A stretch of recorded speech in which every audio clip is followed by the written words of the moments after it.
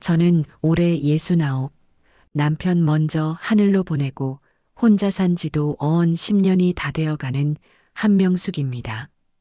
동네 사람들은 저보고 아들, 며느리 잘 둬서 호강한다며 부러워들 하지요. 그럴 때마다 저는 그저 희미하게 웃어 보일 뿐 이렇다 저렇다 긴 말을 덧붙이지는 않았습니다.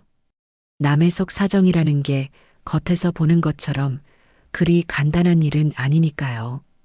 평생을 교단에서 아이들을 가르치다 교장으로 정년퇴직했고 남편이 남겨준 작은 상가 건물에서 나오는 월세 덕에 돈 걱정 없이 살고 있습니다. 자식에게 손 벌릴 일 없고 오히려 아쉬운 소리하는 아들네 살림을 이따금씩 도와줄 수 있다는 것에 늘 감사하며 살았어요. 제 아들 지석이는 어릴 적부터 심성이 참 고왔습니다. 너무 고와서 탈이었지요. 우유부단하고 귀가 얇아 늘 손해를 보고 사는 아이였습니다. 그런 아들이 30 넘어 결혼하겠다고 데려온 아이가 바로 며느리 이민지였습니다. 첫인상은 참 좋았어요. 싹싹하고 애교 넘치는 목소리로 어머님, 제가 아들 하나 더 생긴 셈 치고 잘 모실게요 하고 말하는데 어찌나 예뻐 보이던지요. 며느리는 실제로도 제게 참 잘했습니다. 일주일에 한두 번은 꼭 들러 손수 만든 반찬을 냉장고 가득 채워놓고 갔고 동네 어르신들을 만나면 제 자랑을 입이 마르도록 늘어놓아 저를 으쓱하게 만들어주곤 했어요. 효분았네, 효분았어. 이웃들의 칭찬이 자자했지요. 하지만 저는 가끔, 정말 아주 가끔씩 며느리의 그 완벽한 미소 뒤에 숨겨진 서늘한 무언가를 느끼곤 했습니다. 살갑게 어깨를 주무르다가도 거실 한쪽에 놓인 자개장을 무심코 훑는 그 눈빛, 제 건강을 염려하는 듯 하다가도 은근슬쩍 연금 액수를 떠보는 그 교묘한 질문들, 그 모든 것이 제 안의 경고등을 희미하게 깜빡이게 만들었지요. 평생 수천 명의 아이들을 상대하며 사람 보는 눈이 제법 날카로워졌다고 자부했는데 그런 제 감이 말하고 있었습니다. 저 아이는 무언가를 숨기고 있다고, 저 완벽함은 잘 훈련된 연기일 뿐이라고요. 하지만 설마 하는 마음으로 애써 그 감을 눌러왔습니다. 하나뿐인 아들이 좋다고 택한 아이인데 제가 불어 긁어부스럼을 만들 필요는 없지 않겠어요. 그날도 며느리는 양손 가득 장을 봐서 나타났습니다. 제가 좋아하는 갈비찜에 손수묵을 쑤어 만든 도토리묵 무침까지. 식탁이 아주 진수성찬이었어요. 어머님, 입맛 없으실까봐 걱정돼서 좀 만들어 왔어요. 지석 씨도 어머님이 해주신 갈비찜이 제일 먹고 싶다고 노래를 부르더라고요. 아이고, 뭘 이렇게까지 해왔니? 너도 일하느라 피곤할 텐데. 피곤하긴요. 어머님 맛있게 드시는 것만 봐도 저는 힘이 나는걸요. 어서 드셔보세요. 민지는 제 밥그릇 위로 가장 부드러운 갈빗대 하나를 올려주며 살갑게 웃었습니다. 저는 못 이기는 척 갈비를 뜯으며 아들 녀석의 안부를 물었지요. 지석이 사업은 좀 어떠니? 제 말에 민지의 젓가락질이 순간 멈칫했습니다. 그리곤 금세 슬픈 표정을 지어 보이며 길게 한숨을 내쉬더군요. 어머님, 말씀 마세요. 요즘 경기가 너무 안 좋잖아요. 성실하게만 하면 다 될 줄 알았는데 세상이 그렇게 만만치가 않더라고요. 우리 지석 씨 밤낮으로 뛰어다니는데도 영 나아질 기미가 안 보여서 어떡해요. 옆에서 보는 제가 다 속상해 죽겠어요. 어제는 글쎄 자다가 말고 잠꼬대를 하더라고요. 할 수 있다, 할 수 있다 하면서요. 그 소리 듣는데 눈물이 왈칵 쏟아지는 거 있죠. 저렇게 기가 죽어 있는 걸 보니 아내로서 마음이 너무 아파요. 이럴 때일수록 집에서라도 푹 쉬고 기운을 차려야 하는데 저러다 쓰러지기라도 할까봐 걱정이에요. 민지는 금방이라도 눈물을 떨굴 것처럼 눈시울을 붉혔습니다. 저건 명백한 신호였어요. 어머니, 아드님 사업이 힘드니 금전적으로 좀 도와주시는 게 어떻겠어요? 하는 무언의 압박이었지요. 벌써 몇 번째인지 모릅니다. 저렇게 아들을 방패 삼아 제게 돈 이야기를 꺼내는 것이요. 저는 모르는 척 딴청을 부렸습니다. 그래, 이럴 때일수록 잘 먹어야 기운을 내는 법이다. 이 갈비찜 좀 싸서 보내렴. 지석이 먹이라고. 네, 어머님. 민지의 얼굴에 스치는 실망감을 저는 놓치지 않았습니다. 하지만 애써 외면했지요. 밑 빠진 독에 물 붓기라는 걸 너무도 잘 알았기 때문입니다. 지석이의 사업은 처음부터 무리한 투자와 허황된 꿈으로 시작된 것이었습니다. 제가 초반에 반대하며 말렸지만 민지가 옆에서 요즘은 이렇게 공격적으로 투자해야 성공한다며 바람을 넣는 바람에 아들 녀석이 고집을 꺾지 않았지요. 결국 얼마 되지 않아 사업은 휘청이기 시작했고 그때마다 저는 적지 않은 돈을 융통해 주었습니다. 하지만 상황은 조금도 나아지지 않았어요. 이건 사업의 문제가 아니라 아들과 며느리의 씀씀이와 허영심의 문제라는 걸 깨달은 뒤부터는 저도 더 이상 금전적인 지원을 하지 않고 있었습니다. 식사를 마친 민지는 설거지를 하겠다며 부엌으로 들어갔습니다. 잠시 후 거실을 정리하던 제 등 뒤로 민지의 목소리가 들려왔어요. 어머님, 저기 안방 앞에 있는 상가 건물 말이에요. 요즘 그 동네가 그렇게 뜬다면서요? 얼마 전에 뉴스 보니까 주변 시세가 엄청 올랐다고 하던데요. 저는 들고 있던 리모컨을 내려놓았습니다. 올 것이 왔구나 싶었지요. 글쎄다. 나는 그런 거 잘 모른다. 세입자들이 꼬박꼬박 월세만 잘 내주면 그만이지. 에이, 어머님도 다 알아보고 계셨으면서 제가 듣기로는 지금 파셔도 처음 사셨을 때보다 몇 배는 남는다고 하던데요. 든든하시겠어요, 어머님. 든든하긴. 세금 떼고 못 떼고 나면 남는 것도 없어. 그래도요. 저랑 지석 씨는 어머님만 보면 그렇게 든든할 수가 없어요. 언제나 저희 뒤에 떡 버티고 서 계시니까요. 그 말은 어머니 재산이 곧 저희 재산이니 잘 관리해 주세요 하는 말과 조금도 다르지 않게 들렸습니다. 저는 더 이상 대꾸할 가치를 느끼지 못하고 텔레비전 채널을 돌려버렸어요. 민지는 잠시 더 거실을 서성이다가 제게서 더 이상 원하는 답을 들을 수 없다는 걸 깨달았는지 조용히 돌아갈 채비를 했습니다.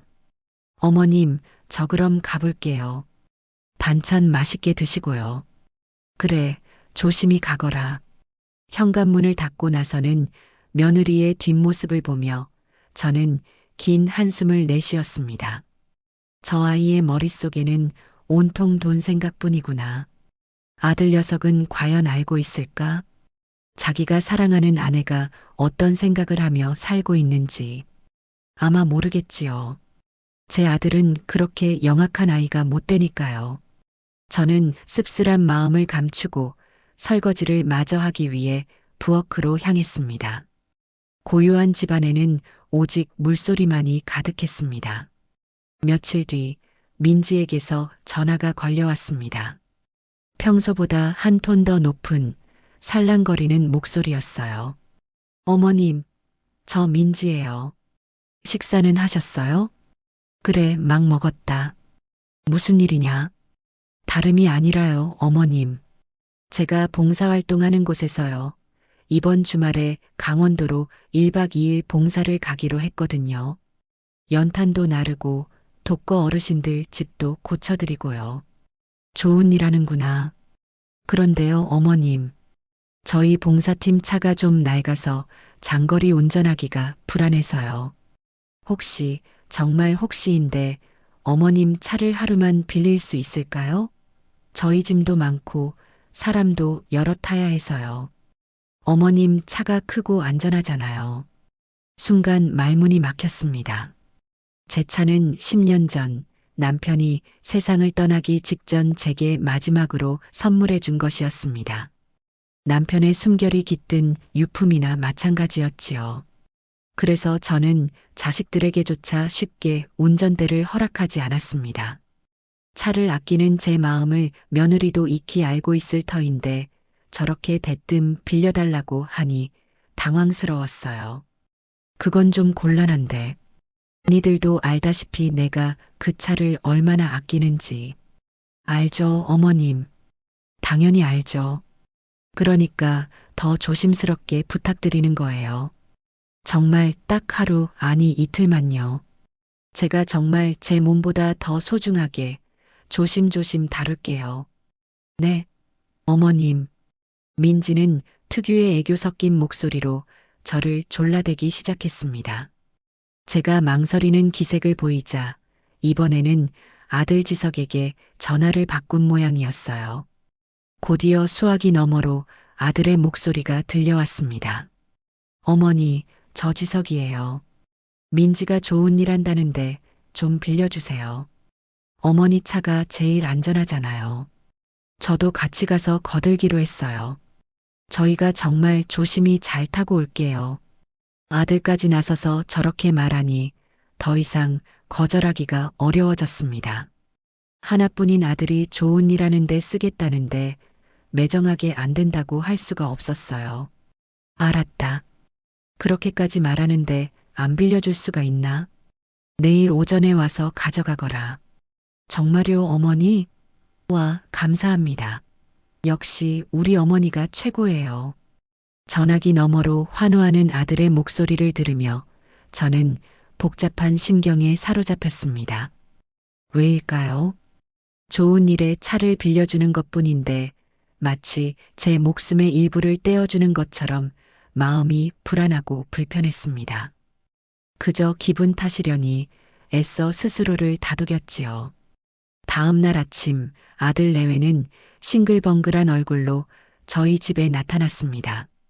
저는 차 키를 건네며 몇 번이고 신신당부를 했어요. 절대 과속하지 말고 운전 조심해야 한다. 특히 밤길 조심하고. 걱정 마세요, 어머님. 제 차보다 더 애지중지할게요. 그럼 잘 다녀오겠습니다.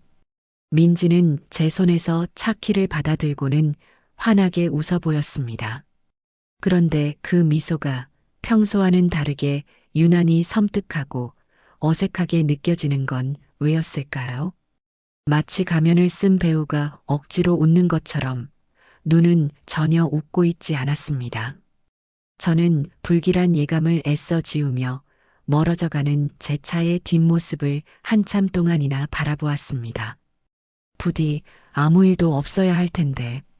이틀 뒤 약속한 시간보다 조금 늦게 아들 내외가 돌아왔습니다. 그런데 민지의 표정이 영 좋지 않았어요. 금방이라도 울음을 터뜨릴 것처럼 입술을 파르르 떨고 있었습니다. 어머님, 정말 죄송해요. 제가 정말 죽을 죄를 지었어요. 민지는 다짜고짜 제 앞에 무릎을 꿇었습니다. 저는 깜짝 놀라 민지를 일으켜 세웠지요. 아니, 이게 무슨 일이냐? 왜 그래? 차가요. 어머님, 정말 죄송해요. 민지의 손끝이 가리키는 곳을 따라가니 차의 조수석 쪽 문에 손톱만 한 흠집이 나 있었습니다. 페인트가 살짝 벗겨진 아주 미세한 상처였어요. 이게 다야? 나는 또 뭐라고. 이 정도 흠집은 괜찮다. 일부러 그런 것도 아닌데 뭘 그러니. 아니에요, 어머님. 그래도 어머님이 얼마나 아끼시는 차인데. 제가 주차하다가 실수로 그만. 정말 죄송해서 어떡해요. 수리비는 제가 전부 물어낼게요. 민지는 눈물까지 글썽이며 제게 사과했습니다. 아들 지석이도 옆에서 안절부절 못하며 아내를 거들었지요. 어머니, 죄송해요. 제가 옆에서 잘 봤어야 했는데. 됐다. 너희들 몸 안 다쳤으면 그걸로 된 거야. 이만한 게 다행이라고 생각해라. 얼른 들어가서 쉬어. 저는 대수롭지 않게 그들을 다독여 집으로 돌려보냈습니다. 하지만 마음 한구석에 남은 찝찝함은 어쩔 수가 없었어요. 평소에 민지답지 않은 과한 반응도 마음에 걸렸고 무엇보다 그 작은 흠집이 꼭 누군가가 일부러 날카로운 것으로 긁어낸 것처럼 부자연스러워 보였습니다. 저는 차고에 차를 세워두고 한참 동안이나 그 흠집에서 눈을 떼지 못했습니다. 마치 앞으로 닥쳐올 거대한 불행을 예고하는 흉터처럼 그 작은 상처가 제 마음을 무겁게 짓눌렀습니다. 그리고 며칠 뒤 제 예감은 현실이 되었습니다. 평화로운 오후를 깨뜨리며 울린 전화 한 통이 제 남은 인생을 송두리째 뒤흔들어 놓을 폭풍의 시작을 알렸으니까요. 한명숙 씨 되십니까? 경찰입니다. 수화기 너머로 들려오는 낯선 남자의 목소리에 심장이 쿵 하고 바닥으로 떨어지는 것 같았습니다. 경찰서라는 말에 순간 머릿속이 하얘졌습니다. 평생을 법 없이도 살 사람이라는 소리를 들으며 살아온 저였습니다. 그런 제가 경찰서에 불려갈 일이 뭐가 있단 말인가요? 저는 떨리는 목소리로 겨우 되물었습니다. 네, 제가 한명숙인데요. 무슨 일이시죠?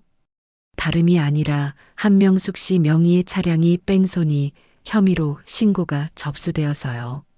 조사를 위해 경찰서로 한번 나와주셔야겠습니다. 네, 뺑소니라니요? 그게 무슨 말씀이세요? 저는 며칠 동안 집 밖에 나간 적도 없는데요. 지난밤 10시경 강원도 국도에서 사람이 다치는 사고가 있었는데 용의 차량으로 선생님 차가 지목됐습니다. 자세한 이야기는 오셔서 들으시죠. 경찰은 제 말은 들을 생각도 없다는 듯 정해진 날짜와 시간을 통보하고는 전화를 끊어버렸습니다. 그날은 분명 며느리 민지가 제 차를 끌고 봉사활동을 간다던 바로 그날이었습니다. 저는 급하게 민지에게 전화를 걸었습니다. 신호음이 한참이나 이어진 뒤에야 민지는 잠이 덜 깬 목소리로 전화를 받았어요. 여보세요, 어머님. 이 시간에 웬일이세요?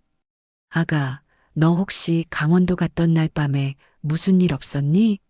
운전하다가 사람을 쳤다거나 하는 일 말이다. 제 다급한 목소리에 민지는 잠이 확 깼는지 목소리가 갑자기 날카로워졌습니다. 네, 사람을 쳐요? 아니요. 저 그런 적 없는데요. 그게 무슨 소리세요, 어머님? 방금 경찰서에서 전화가 왔다. 그날 밤에 내 차가 뺑소니 사고를 냈다고. 너 정말 아무것도 모르는 거냐? 어머님, 저는 정말 아니에요. 제가 왜 그런 짓을 하겠어요. 저는 그날 봉사활동 마치고 팀원들이랑 저녁 먹고 바로 숙소로 들어갔는걸요. 운전은 그 이후로 한 적도 없어요. 이게 도대체 무슨 날벼락이에요? 민지는 억울하다는 듯 소리치며 울먹이기 시작했습니다. 그럴 리가 없다고, 자기는 정말 결백하다고. 저는 혼란스러웠습니다. 민지의 반응은 너무나도 생생해서 거짓말처럼 보이지 않았어요. 하지만 경찰이 아무런 근거도 없이 저를 용의자로 지목했을 리는 없지 않습니까? 저는 일단 아들 지석이를 불러 자초지종을 설명하고 함께 경찰서로 향했습니다. 경찰서의 교통조사계 사무실은 차가운 공기로 가득했습니다. 담당 형사는 제 앞에 사고 현장 사진 몇 장과 피해자의 진술서를 내밀었어요. 피해자는 전치 3주 진단을 받고 현재 병원에 입원 중입니다. 당시 충격으로 차량 번호 전체를 기억하지는 못하지만 차종과 색상 그리고 번호판의 일부 숫자가 선생님 차량과 일치한다고 진술했습니다. 형사님, 저는 정말 아닙니다. 그날 차는 제 며느리가 운전했습니다. 저는 집에 있었고요. 그 부분에 대해서는 따님, 아니 며느님도 조사를 받았습니다. 며느님은 저녁 식사 이후에는 운전대를 잡은 적이 없다고 일관되게 진술하고 있습니다. 혹시 그날 밤 잠시라도 차를 운전하신 적은 없으십니까? 없습니다. 저는 그날 한 발짝도 집 밖에 나가지 않았습니다. 그럼 이걸 보시죠. 형사가 제게 내민 것은 사고 현장 근처의 방범 카메라 영상이었습니다. 화질이 좋지 않아 운전자의 얼굴은 식별이 불가능했지만 제 차와 똑같이 생긴 차량이 어둠 속으로 사라지는 모습이 희미하게 찍혀 있었어요. 그리고 결정적으로 블랙박스 영상이 없었습니다. 블랙박스는 확인해 보셨습니까? 물론입니다. 그런데 공교롭게도 그날따라 고장이 났는지 사고 시각을 전후한 영상이 전혀 녹화되어 있지 않았습니다. 기가 막혔습니다. 세상에 이렇게까지 우연히 겹칠 수가 있을까요? 모든 정황이 마치 짝이라도 한 것처럼 저를 범인으로 몰아가고 있었습니다. 조사를 마치고 경찰서를 나오는 제 어깨는 천근만근 무거웠습니다. 아들 지석이는 옆에서 아무 말도 하지 않았어요. 그저 무거운 표정으로 땅만 내려다볼 뿐이었지요. 집에 돌아오자마자 민지가 달려와 제 손을 잡고 울음을 터뜨렸습니다. 어머님, 이게 어떻게 된 일이에요? 저는 정말 아니에요. 믿어주세요. 그래, 나는 너를 믿는다. 하지만 이제 어떡하면 좋으냐? 증거가 아무것도 없으니 바로 그때였습니다. 옆에서 잠자코 있던 아들 지석이가 무겁게 입을 열었어요. 어머니, 왜 그러냐? 혹시 정말 혹시인데요. 최근에 자꾸 뭘 깜빡깜빡 잊어버리시거나 했던 말을 또 하시거나 그런 적은 없으셨어요? 저는 제 귀를 의심했습니다. 지금 제 아들이 저를 의심하고 있는 것이었습니다. 지석아, 너 지금 그게 무슨 말이니? 엄마를 의심하는 거냐? 아니, 의심하는 게 아니고요. 그냥 걱정이 돼서 그러는 거죠. 연세도 있으시니까. 어쩌면 어머니가 잠깐 운전하셨는데 기억을 못 하시는 걸 수도 있잖아요. 저는 말문이 막혔습니다. 세상이 무너져 내리는 기분이 이런 걸까요? 평생을 애지중지 키운 내 아들이 나를 잠재적 치매 환자 취급하며 범인으로 몰아가고 있었습니다.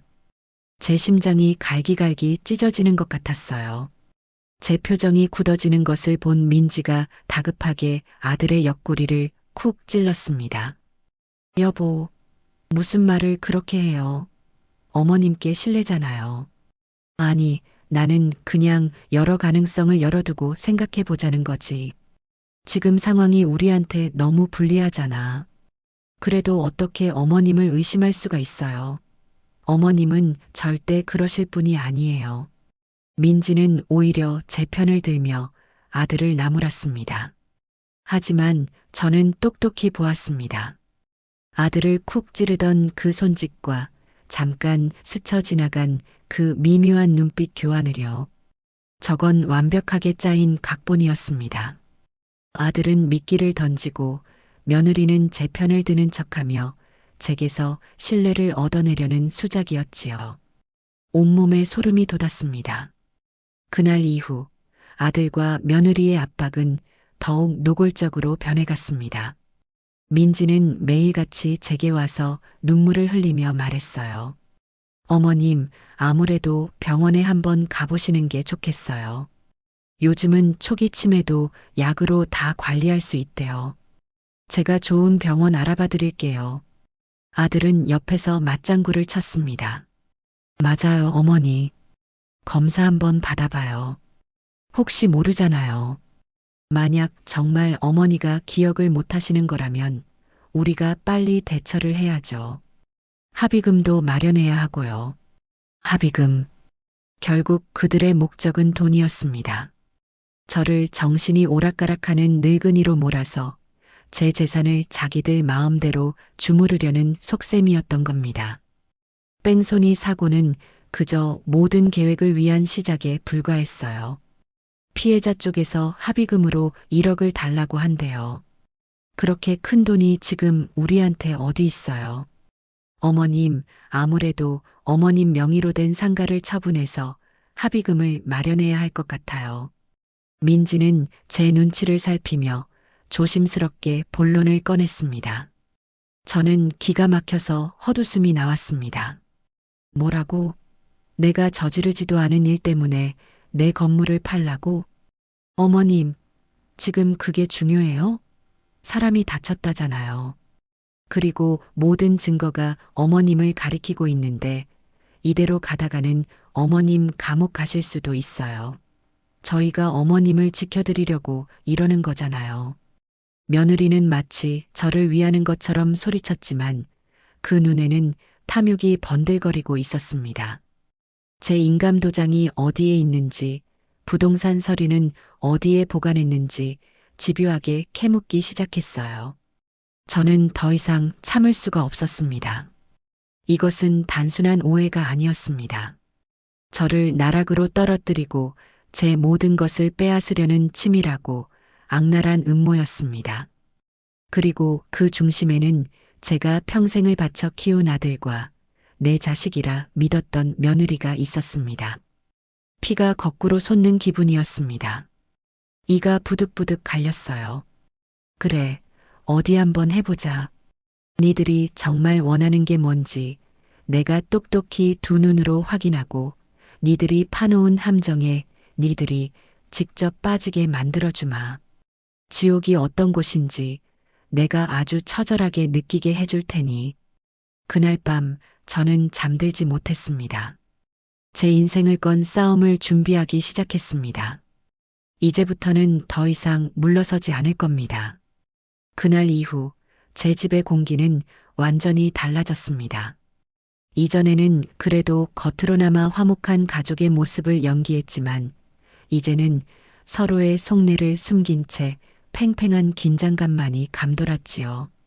아들과 며느리는 매일같이 저를 찾아와 병원에 가자, 합의금을 마련해야 한다. 저를 벼랑 끝으로 몰아세웠습니다. 저는 이전처럼 화를 내거나 억울함을 토로하지 않았습니다. 그 대신 다른 방법을 쓰기로 마음먹었지요.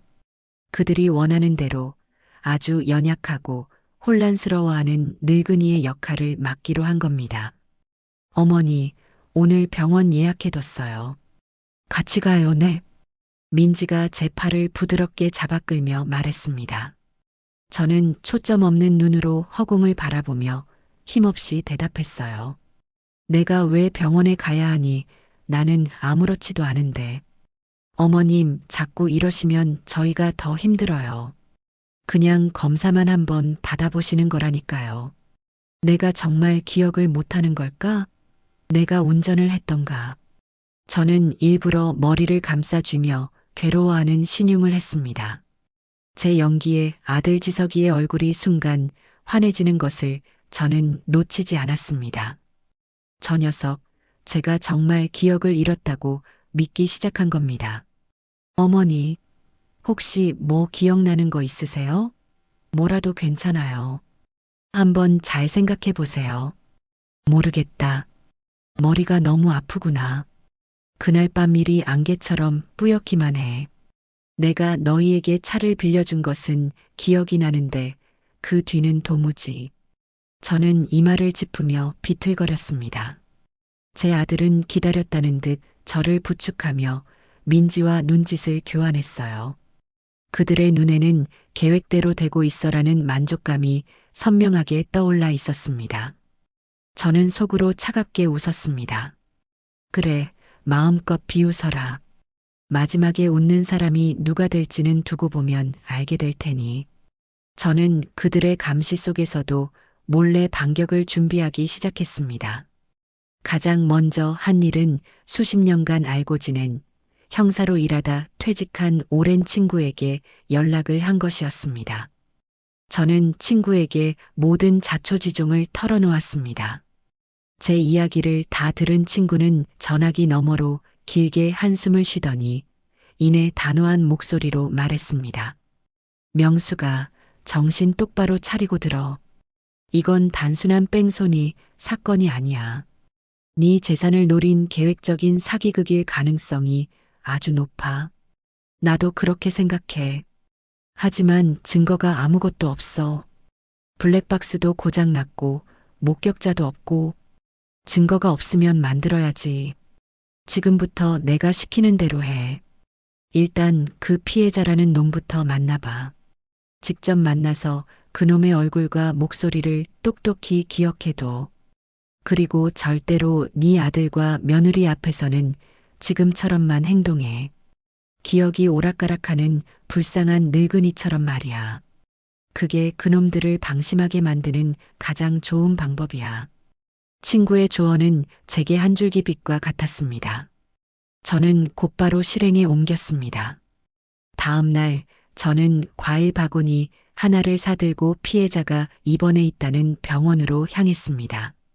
물론 아들과 며느리에게는 내가 정말 사고를 냈을지도 모른다는 생각에 도의적인 책임을 다하러 간다고 둘러댔지요. 그들은 제 말에 아주 만족스러워하며 병원까지 저를 태워다 주었습니다. 병실 문을 열고 들어서자 침대에 누워있던 젊은 남자가 저를 힐끗 쳐다보았습니다. 다리에는 깁스를 하고 있었지만 얼굴색은 환자라고는 믿기지 않을 만큼 혈색이 좋았어요. 제가 들어서는 것을 보고는 귀찮다는 듯 인상을 팍 찌푸리더군요. 누구세요? 제가 그 사고 차량 주인입니다. 정말 죄송합니다. 제가 기억이 잘 나지 않아서. 저는 일부러 말을 흐리며 고개를 숙였습니다. 그러자 남자의 눈빛이 순간 교활하게 빛나는 것을 똑똑히 보았습니다. 아, 그 할머니. 이제야 나타나셨네. 사람이 다쳐서 이렇게 누워 있는데 사과 한번 하러 오는 게 그렇게 힘들었어요? 정말 죄송합니다. 몸은 좀 어떠신가요? 어떠냐고요? 밤마다 쑤시고 아파서 잠을 잘 수가 없어요. 의사 선생님이 평생 후유증이 남을 수도 있다고 하더라고요. 이거 어떻게 책임지실 거예요? 남자는 앓는 소리를 하며 엄살을 부렸지만 그 목소리에는 일말의 고통도 섞여 있지 않았습니다. 오로지 돈에 대한 탐욕만이 번들거리고 있었지요. 저는 그의 얼굴과 목소리, 말투 하나하나를 제 머릿속에 깊이 새겨 넣었습니다. 친구의 말대로 이놈은 분명 전문 사기꾼이거나 민지와 한패인 녀석이 틀림없었습니다. 병원에서 돌아온 저는 곧바로 다음 계획을 실행했습니다. 흥신소를 운영하는 조카에게 전화를 걸었습니다. 어릴 적부터 제가 유독 예뻐했던 똑똑하고 믿음직한 아이였어요. 상철아, 나다. 네 도움이 좀 필요하구나. 저는 조카에게 병원에서 만난 피해자의 인상착의를 상세하게 설명해주고 그놈의 뒷조사를 부탁했습니다. 며느리 이민지와의 관계도 함께 알아봐 달라고 했지요. 비용은 얼마가 들어도 좋으니 최대한 빨리 알아봐 달라고 신신당부했습니다. 걱정 마세요, 이모. 제가 누굽니까? 이 바닥 전문가 아닙니까? 며칠 안에 저놈이 아침에 뭘 먹고 밤에 무슨 꿈을 꾸는지까지 싹 다 알아내 드릴게요. 든든한 조카의 목소리를 들으니 천군만마를 얻은 것처럼 마음이 놓였습니다. 그리고 저는 마지막으로 가장 중요한 증거를 잡기 위한 덫을 놓았습니다. 그날 밤 아들 내외가 모두 잠든 시간을 틈타 저는 조용히 차고로 내려갔습니다. 그리고 미리 준비해둔 초소형 녹음기와 GPS 추적기를 제 차 안 가장 눈에 띄지 않는 곳에 설치했습니다. 이제부터 저 차 안에서 이루어지는 모든 대화와 저 차의 모든 움직임은 고스란히 제 손안에 기록될 겁니다. 다음 날 아침 저는 민지를 불러 말했습니다. 아가, 아무래도 내가 병원에 한번 가봐야 할 것 같구나. 어제 그 사람을 만나고 오니 내가 정말 죄를 지은 것 같아 마음이 너무 무겁다. 제 말에 민지의 얼굴이 활짝 폈습니다. 정말요, 어머님? 잘 생각하셨어요. 제가 당장 병원 예약할게요. 그래. 그리고 병원 가는 길에 은행에도 좀 들러야겠다. 합의금을 조금이라도 마련하려면 적금을 깨야지. 네가 좀 도와다오. 민지는 제 말에 거의 기쁨을 감추지 못하는 표정이었습니다. 모든 것이 자기 뜻대로 되어간다고 생각하고 있겠지요. 저는 그런 민지를 태우고 일부러 제 차의 운전대를 잡았습니다. 병원으로 향하는 내내 민지는 신이 나서 제잘거렸습니다. 어머님, 진작 이렇게 하셨으면 얼마나 좋아요. 괜히 마음고생만 하셨잖아요. 그러게 말이다. 내가 고집이 너무 셌지. 괜찮아요. 지금이라도 바로잡으면 되죠. 합의만 잘 되면 어머님 감옥 가실 일은 없을 거예요. 제가 옆에서 잘 도와드릴게요. 저는 아무 말 없이 운전만 했습니다. 제 귀에는 민지의 목소리가 들리지 않았습니다. 오직 제 차 어딘가에 숨겨져 있을 작은 녹음기가 우리의 대화를 잘 담고 있기만을 바랄 뿐이었지요. 병원에 도착해서는 의사의 진료를 받으며 일부러 횡설수설했습니다. 기억이 잘 나지 않는다고, 가끔 여기가 어딘지 헷갈린다고. 의사는 제 말을 심각하게 받아 적으며 몇 가지 검사를 권했습니다. 모든 것은 제 계획대로 순조롭게 진행되고 있었습니다. 이제 그들이 스스로 꼬리를 드러낼 때까지 차분하게 기다리는 일만 남았습니다. 그물은 이미 던져졌고 물고기들이 스스로 그물 안으로 헤엄쳐 들어오고 있었습니다. 그들이 던져놓은 뺑소니범이라는 굴레와 치매 노인이라는 모욕적인 낙인 속에서 저는 조금도 절망하지 않았습니다. 오히려 정신이 더없이 맑아지는 것을 느꼈지요. 평생을 교직에 몸담으며 수많은 학생들을 가르치고 이끌었습니다. 그 아이들 중에는 착하고 성실한 아이도 있었지만 교활하고 이기적인 아이도 분명히 있었습니다. 저는 그런 아이들을 상대하는 법을 잘 알고 있었어요. 정면으로 부딪혀서는 안 됩니다. 그들의 눈높이로 내려가 그들이 사용하는 언어와 방식으로 그들이 절대 빠져나올 수 없는 덫을 놓아야 하는 법이지요. 지금의 제게 아들 지석이와 며느리 민지는 그저 제 인생을 망치려 드는 어리석고 탐욕스러운 학생들에 불과했습니다. 그리고 저는 그들에게 마지막 수업을 해줄 참이었습니다. 아주 혹독하고 평생 잊을 수 없는 그런 수업을요. 저는 제 안에서 무언가 단단하게 부서져 내리는 소리를 들었습니다. 그건 아마도 아들에 대한 마지막 모정이 아니었을까 싶습니다. 내 아들이 그럴 리 없다고, 며느리에게 속고 있는 것뿐이라고 애써 외면하고 싶었던 마지막 희망의 끈이었겠지요. 하지만 그들의 눈빛과 행동은 제게 명확하게 말해주고 있었습니다. 우리는 한패입니다, 어머니. 그 사실을 받아들이고 나니 오히려 마음이 차분하게 가라앉았습니다. 슬픔과 배신감은 차가운 분노로 변했고 그 분노는 제게 앞으로 나아갈 힘을 주었습니다. 가장 먼저 한 일은 수십 년 지기인 옛 친구 박영철에게 연락을 한 것이었습니다. 그 녀석은 경찰서에서 잔뼈가 굵은 베테랑 형사로 일하다 몇 해 전 명예퇴직을 했지요. 지금은 작은 탐정 사무소를 운영하며 소일거리를 하고 있었습니다. 현역 시절 독사라고 불릴 만큼 한번 물면 절대 놓지 않는 집요함을 가진 친구였기에 지금 제게 가장 필요한 사람이었습니다. 늦은 밤 저는 영철이에게 전화를 걸었습니다. 여보게, 박 형사. 잘 지내는가? 어이구, 교장 선생님 아니신가? 이 밤중에 웬일이시오? 해가 서쪽에서 뜨겠네. 영철이는 제 전화를 반가워하면서도 의아해하는 눈치였습니다. 제가 사적인 일로 먼저 연락하는 법이 거의 없었기 때문이지요. 저는 긴 서두 없이 곧바로 본론으로 들어갔습니다. 제가 처한 상황을 처음부터 끝까지 아주 상세하게 설명해 주었지요. 제 이야기가 길어질수록 수학이 넘어 영철이의 숨소리가 점점 거칠어지는 것이 느껴졌습니다. 그래서 지금 아들놈이랑 며느리년이 합세해서 자네를 치매 환자로 몰고 재산을 가로채려 한다. 이 말인가? 아마도 그런 것 같네. 내 입으로 말하기도 참담하지만. 이런 천하에 벼락 맞을 놈들을 봤나? 내가 형사생활 30년 하면서 별의별 인간들 다 봤지만 제 어미 등쳐먹으려는 놈들만큼 추악한 것들은 없었어. 그래서 교장 선생님은 지금 어떻게 하고 계신가?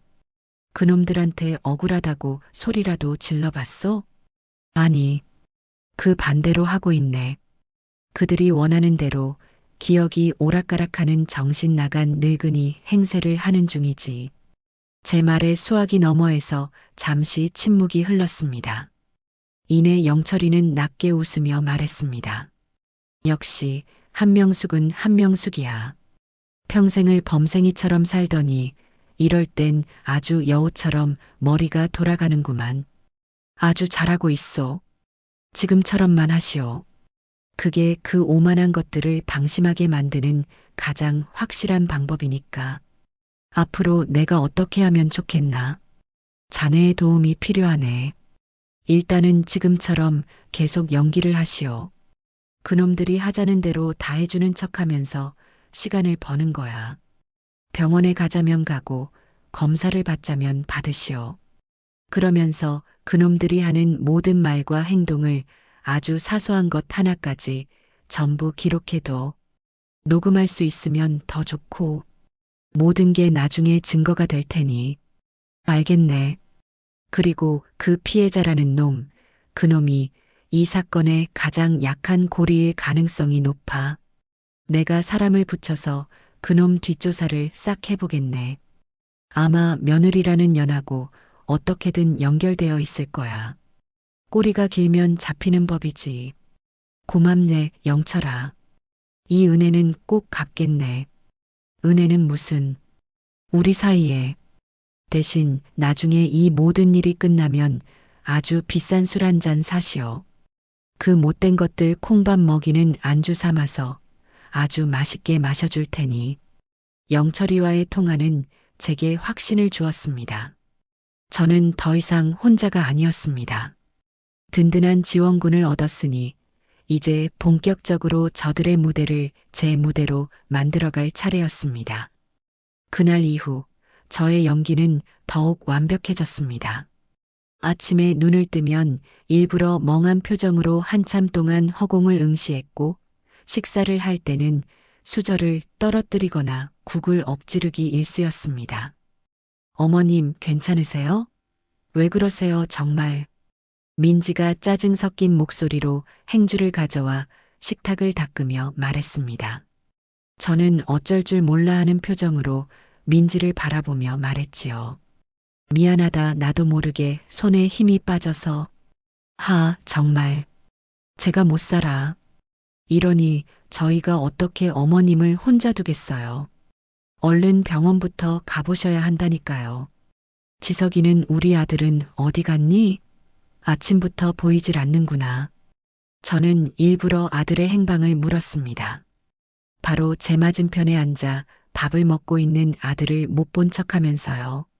지석이는 제 말에 밥숟가락을 내려놓고는 깊은 한숨을 내쉬었습니다. 그 표정에는 저에 대한 걱정보다는 귀찮음과 짜증이 더 역력하게 서려 있었어요.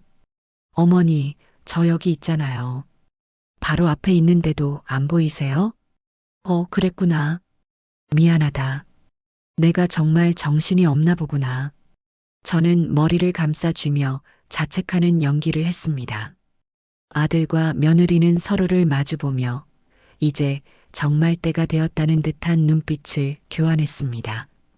그들의 그 오만한 눈빛을 마주하며 저는 속으로 칼을 갈았습니다. 그래, 마음껏 나를 동정하고 비웃어라.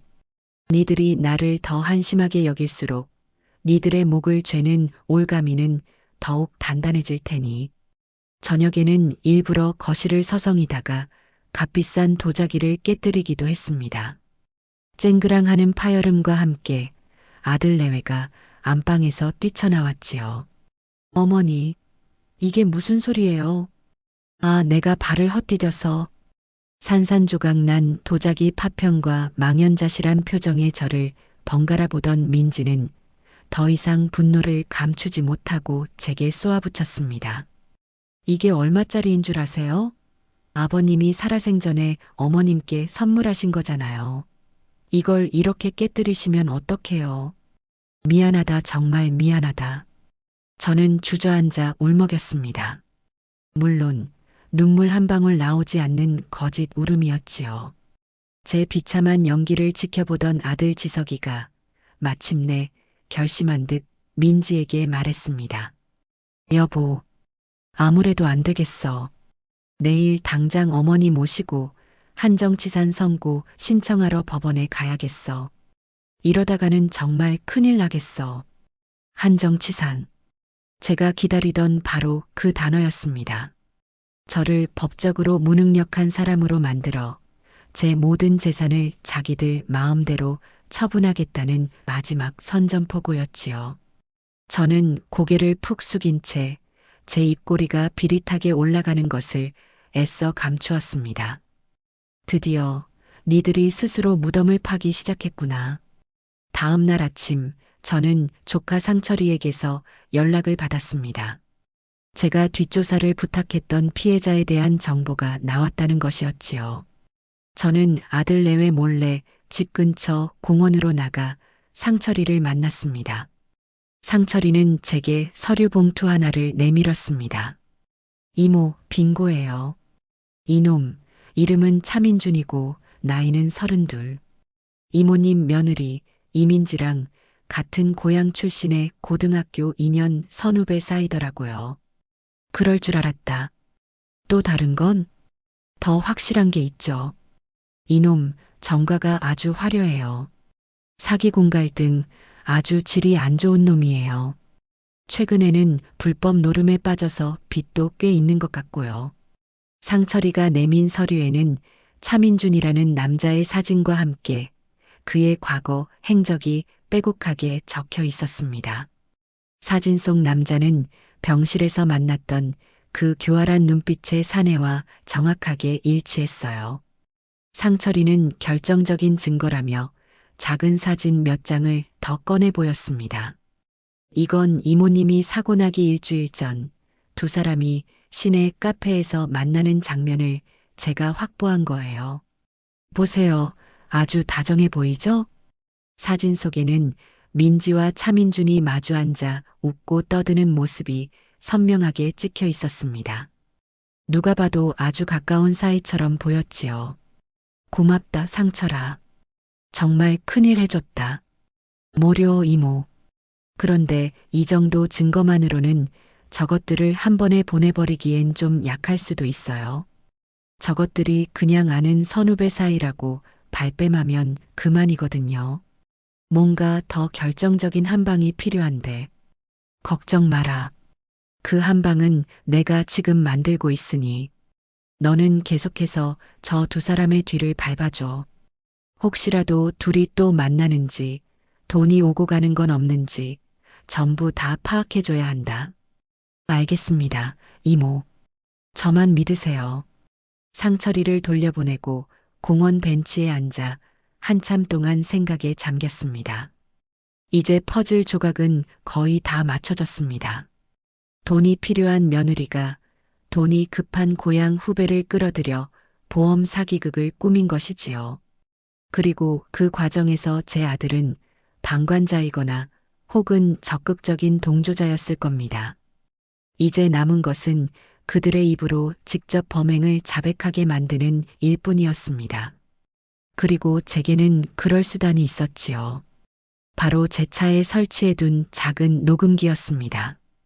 집으로 돌아온 저는 차고로 내려가 녹음기를 수거했습니다. 지난 며칠간의 기록이 고스란히 담겨 있을 터였습니다. 떨리는 손으로 녹음기를 컴퓨터에 연결하고 파일을 재생했습니다. 처음에는 별다른 내용이 없었습니다. 민지가 친구와 통화하며 명품 가방 이야기를 하는 것, 라디오에서 흘러나오는 노래를 따라 부르는 소리 같은 시시콜콜한 것들 뿐이었지요.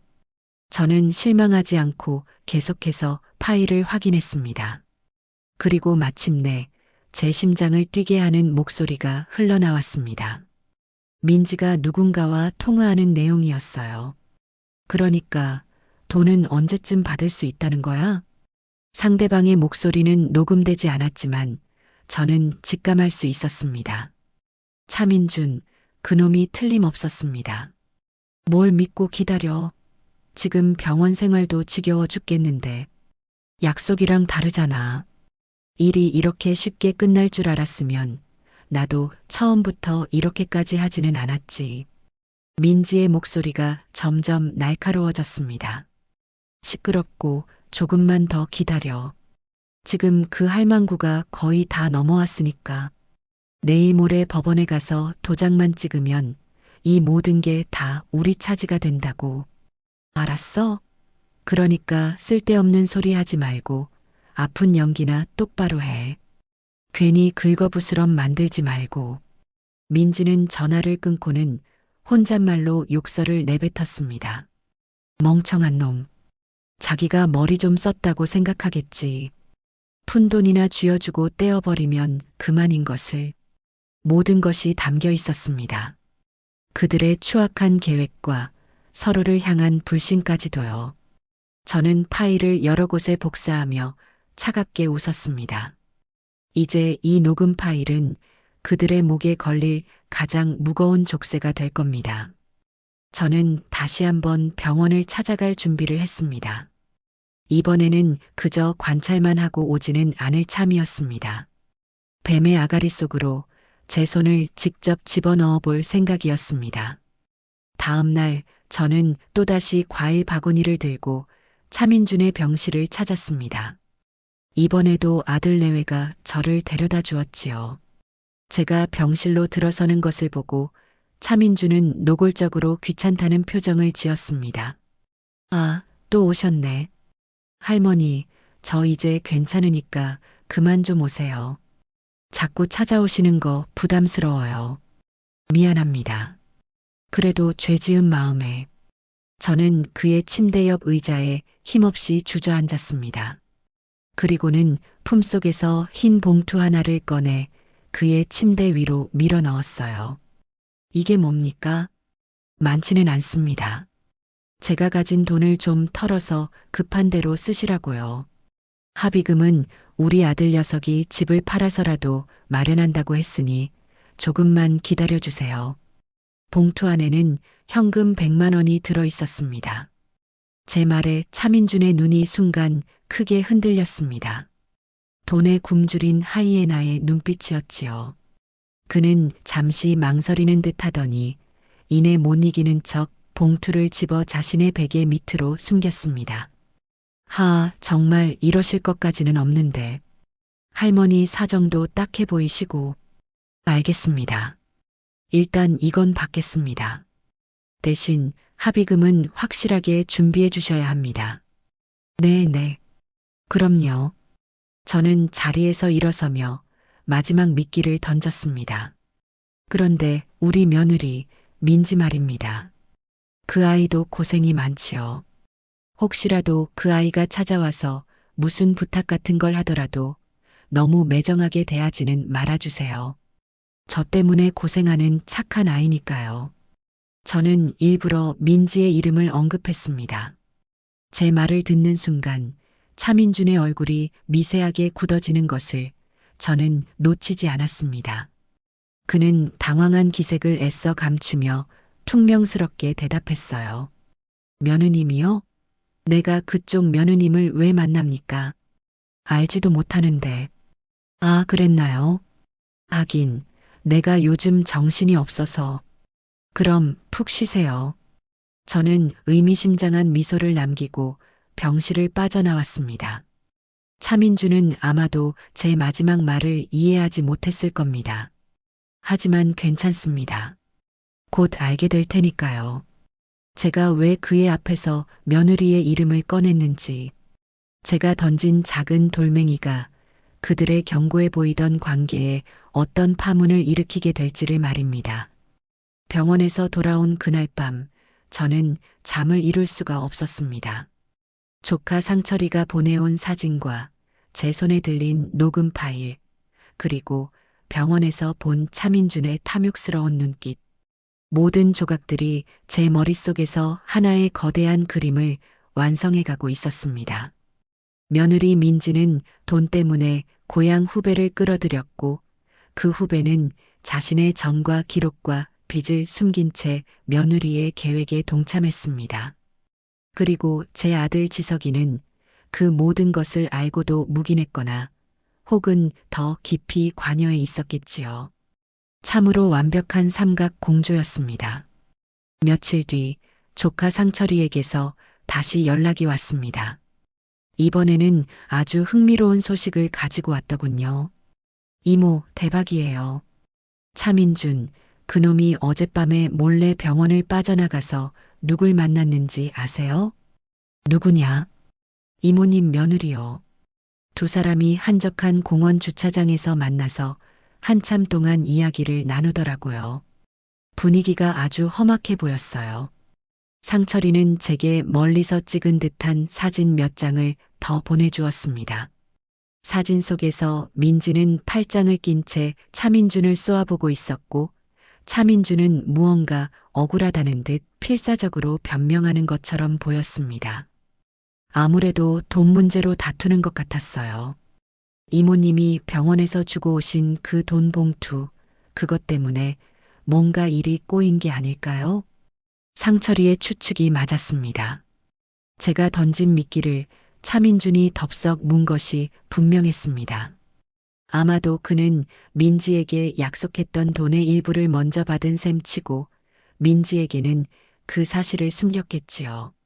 그러다 제 입에서 민지의 이름이 나오자 자신들의 관계가 탄로날까봐 덜컥 겁이 났을 겁니다. 그래서 밤중에 몰래 민지를 만나 자초지종을 따졌을 테고 민지는 계획에 없던 돌발 상황에 분노했겠지요. 그들의 신뢰에 금이 가기 시작한 겁니다. 그리고 그 균열을 증명하는 결정적인 증거가 바로 그날 밤 제 차의 녹음기에서 터져 나왔습니다.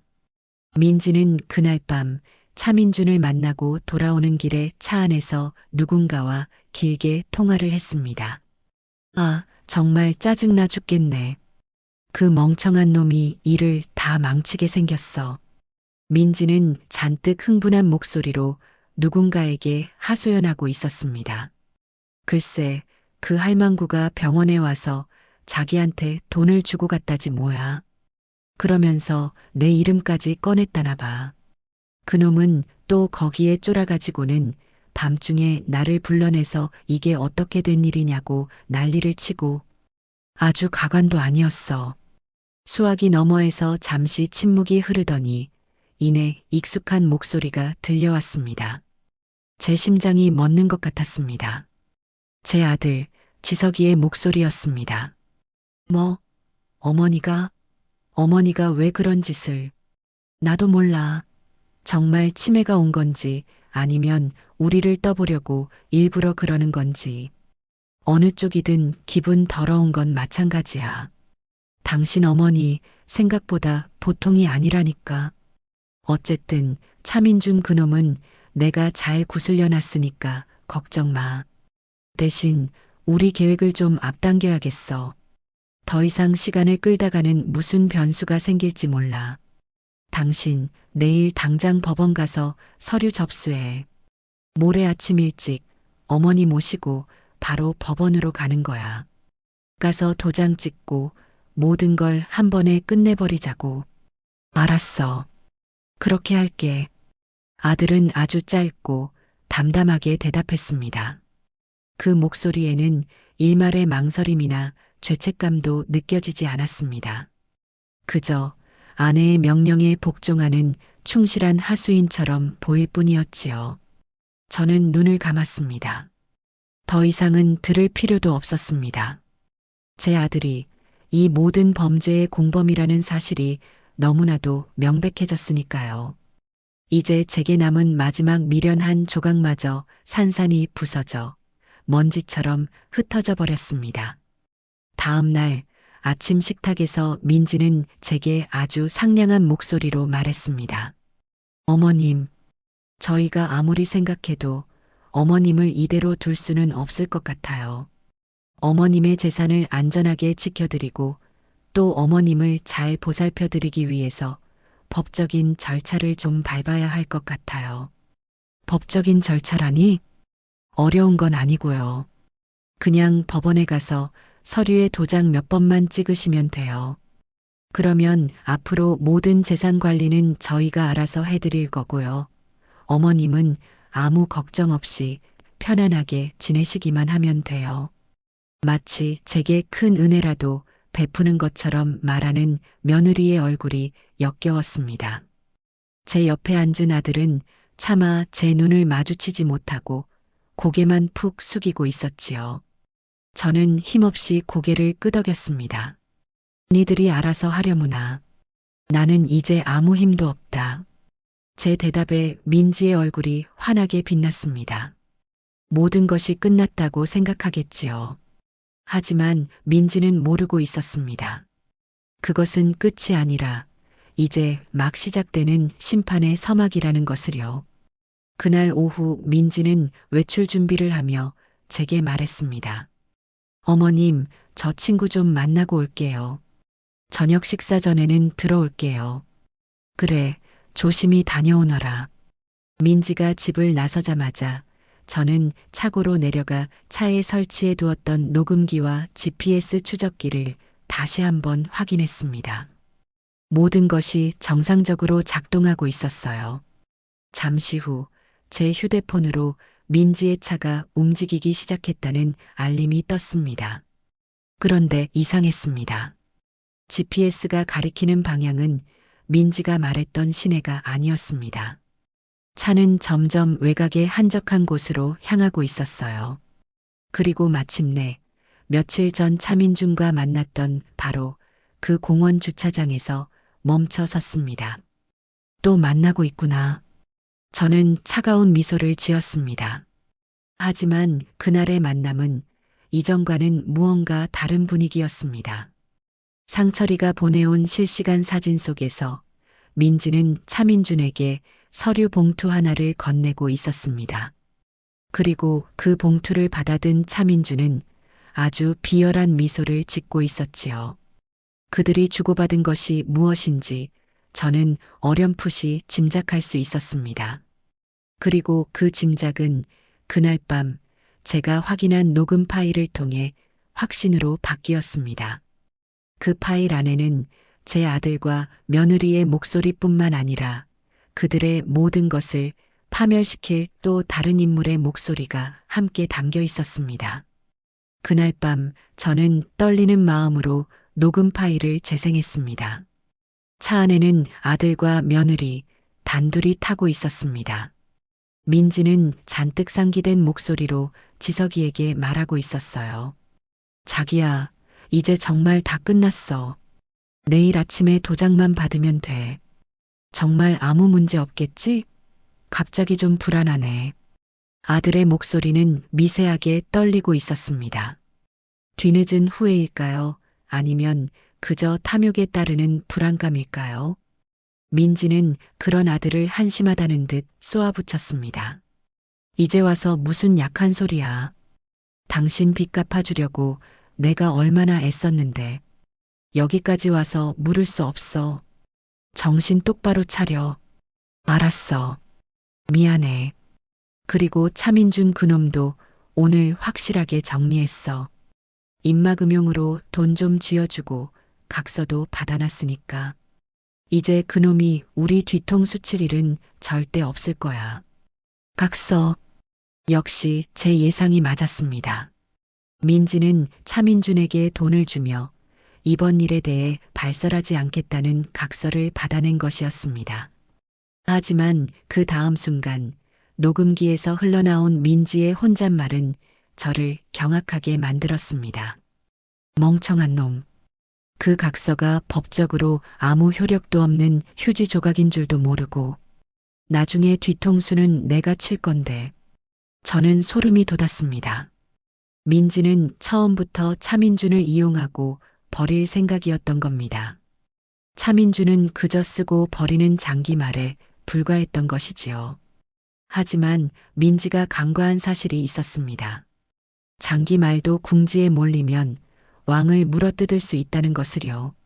저는 곧바로 조카 상철이에게 연락했습니다. 상철아, 지금 당장 차민준이라는 놈을 만나야겠다. 내가 너에게 보낸 녹음 파일, 그걸 들고 가서 그놈에게 들려줘라. 그리고 내 말을 그대로 전해. 한명숙 여사님이 마지막 기회를 주신다고. 이대로 이민지에게 뒤통수 맞고 버려질 것인지 아니면 지금이라도 모든 걸 자백하고 선처를 구할 것인지 선택은 내 몫이라고. 알겠습니다, 이모. 바로 움직일게요. 모든 준비는 끝났습니다. 저는 이제 내일 아침 법원으로 향하는 차 안에서 벌어질 마지막 연극을 준비해야 했습니다. 그 연극의 마지막 장면은 법원의 서류 접수 창구가 아니라 경찰서의 조사실이 될 것이었습니다. 다음 날 아침이 밝았습니다. 민지는 아침부터 화사하게 화장을 하고 가장 좋은 옷을 꺼내 입었습니다. 마치 큰 상이라도 받으러 가는 사람처럼 보였지요. 아들 지석이는 여전히 어두운 표정이었지만 민지의 성화에 못 이겨 억지로 옷을 챙겨 입었습니다. 어머님, 준비 다 되셨어요? 늦으면 안 돼요. 민지가 저를 재촉했습니다. 저는 일부러 느릿느릿 움직이며 마지막까지 혼란스러운 늙은이의 모습을 연기했습니다. 그래, 가야지. 가야 하고 말고. 이 모든 게 다 너희를 위한 것이니. 제 의미심장한 말의 뜻을 그들은 전혀 알아채지 못했습니다. 우리는 나란히 집을 나서 제 차에 올라탔습니다.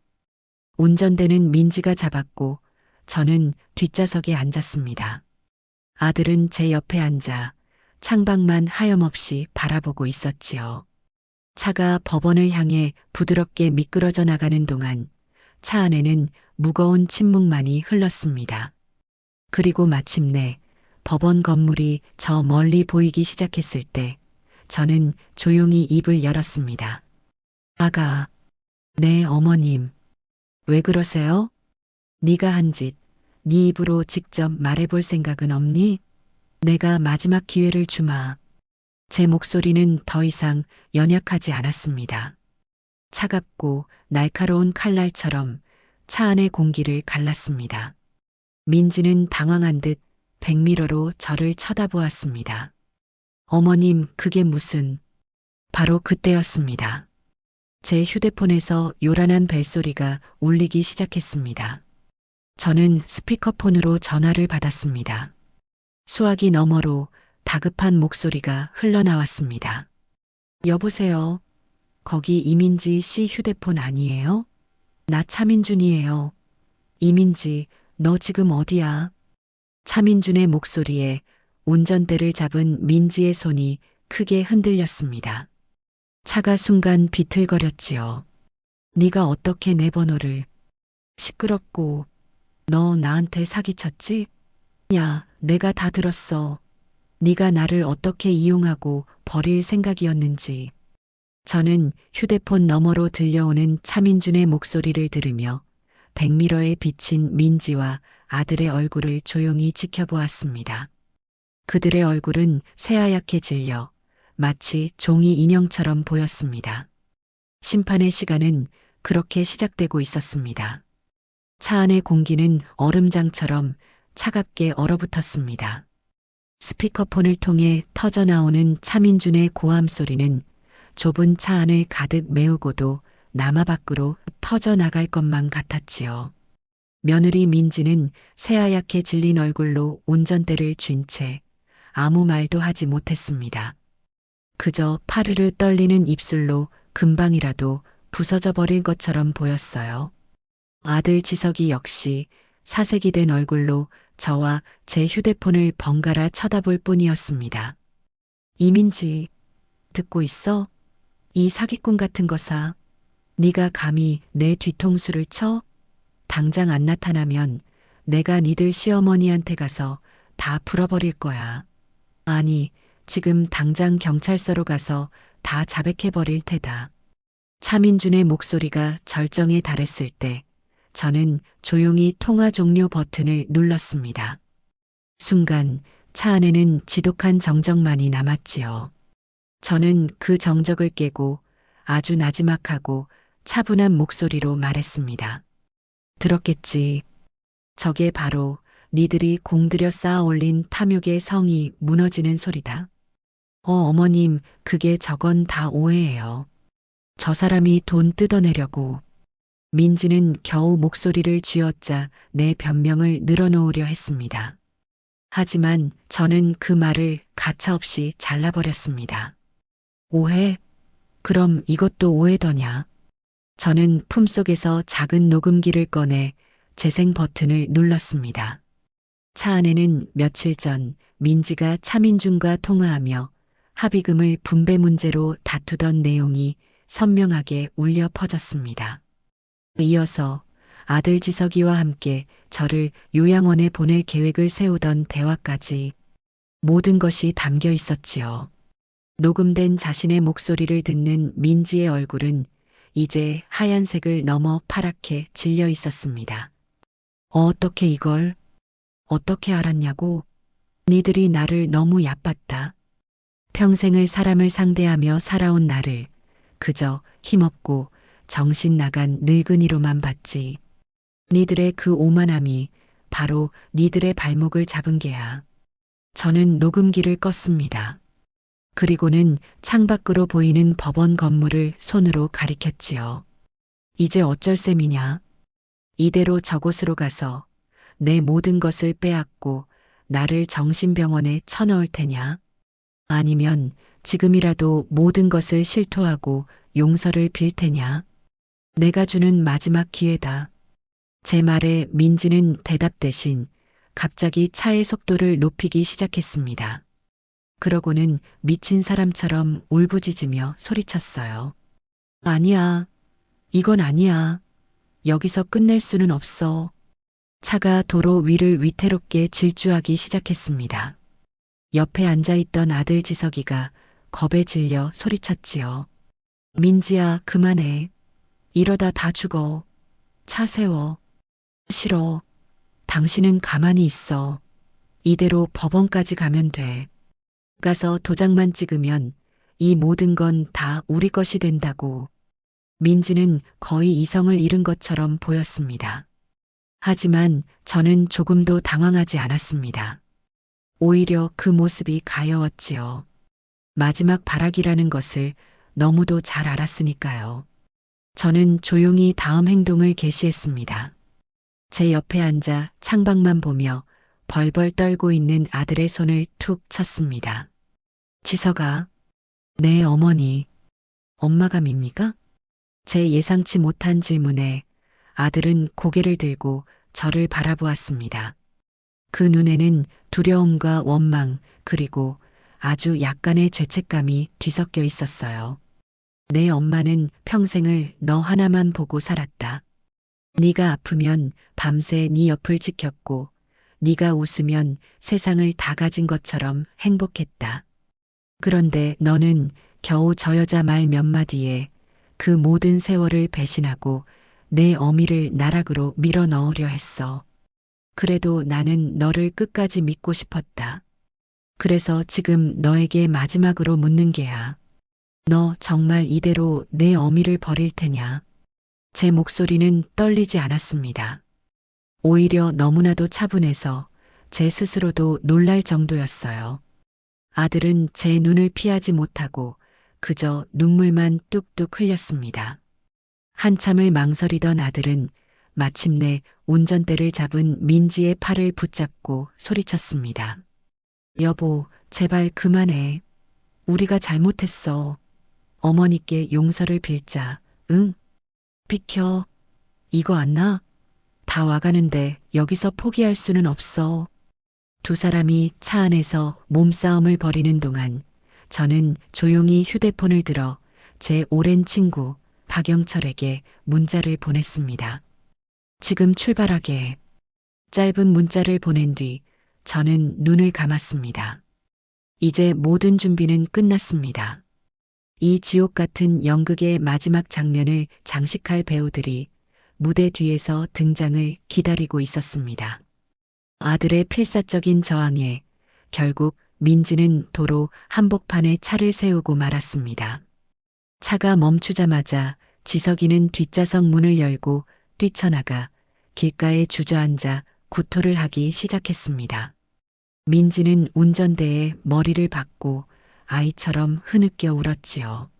저는 그런 그들을 가만히 내버려 두었습니다. 잠시 후 어디선가 경찰차의 사이렌 소리가 들려오기 시작했습니다. 사이렌 소리는 점점 가까워졌고 이내 제 차를 둘러싸고 멈춰 섰습니다. 차에서 내린 경찰들 사이로 낯익은 얼굴이 보였습니다. 박영철이었습니다. 영철이는 제 차의 조수석 문을 열고 울고 있는 민지를 향해 차갑게 말했습니다. 이민지 씨 사기 및 무고, 존속 협박 혐의로 긴급 체포합니다. 당신은 변호사를 선임할 수 있으며 묵비권을 행사할 수 있습니다. 그제야 민지는 고개를 들었습니다. 눈앞에 펼쳐진 광경을 믿을 수 없다는 표정이었지요. 이게 어떻게 된? 민지의 말은 끝을 맺지 못했습니다. 여자 경찰 2명이 다가와 민지의 양팔을 붙잡고 차에서 끌어냈기 때문입니다. 민지는 미친 사람처럼 발버둥 치며 소리쳤습니다. 이거 난 죄 없어. 저 할망구가 나를 모함하는 거야. 여보, 나 좀 살려줘. 하지만 길가에 주저앉아 있던 아들은 그저 고개를 숙인 채 어깨를 들썩일 뿐이었습니다. 영철이는 제게 다가와 괜찮으시냐는 듯 고개를 끄덕여 보였습니다. 저 역시 말없이 고개를 끄덕여 화답했지요. 모든 것은 제 계획대로 완벽하게 진행되고 있었습니다. 그런데 이게 끝이 아니었습니다. 제가 준비한 진짜 무대는 바로 저희 집 거실이었으니까요. 경찰서에서 간단한 참고인 조사를 마친 저는 아들 지석이와 함께 집으로 돌아왔습니다. 아들은 집으로 오는 내내 단 한마디도 하지 않았습니다. 그저 죽은 사람처럼 넋이 나간 표정으로 창밖만 바라볼 뿐이었지요. 집에 도착하자 현관문 앞에서 서성이는 낯선 중년 부부와 마주쳤습니다. 바로 민지의 부모님, 제 사돈들이었습니다. 제가 미리 연락을 해둔 것이었지요. 오늘 저녁에 중요한 가족 식사가 있으니 꼭 좀 참석해 주셨으면 합니다. 물론 무슨 일인지는 전혀 알리지 않았습니다. 아이고 사부인. 이게 도대체 어떻게 된 일입니까? 방금 경찰서에서 연락이 왔는데 우리 민지가 붙잡혀갔다고. 사돈 안쪽 민지의 어머니가 저를 보자마자 울먹이며 물었습니다. 저는 아무 말 없이 굳은 표정으로 현관문을 열었습니다. 우선 안으로 들어오시지요. 드릴 말씀이 많습니다. 거실로 들어선 사돈 내외는 집안의 분위기가 심상치 않음을 금세 눈치챘습니다. 거실 한가운데에는 제 오랜 친구 영철이와 조카 상철이가 딱딱한 표정으로 앉아 있었고 한쪽 벽에는 대형 텔레비전이 정적 화면을 띄운 채 켜져 있었지요. 저는 사돈 내외를 소파에 앉히고 맞은편에 조용히 앉았습니다. 아들 지석이는 죄인처럼 고개를 푹 숙인 채 가장 구석진 자리에 웅크리고 있었어요. 오늘 제가 사돈들을 이곳에 모신 이유는 그동안 우리 집에서 벌어졌던 아주 추악하고 끔찍한 연극 한 편을 보여드리기 위해서입니다. 제 말에 사돈 내외는 어리둥절한 표정을 지었습니다. 저는 말없이 상철이에게 눈짓을 보냈습니다. 상철이는 익숙한 솜씨로 노트북을 텔레비전과 연결했습니다. 잠시 후 거실의 대형 화면에 첫 번째 사진이 떠올랐습니다. 며느리 민지와 차민준이 카페에서 다정하게 마주 앉아 웃고 있는 사진이었지요.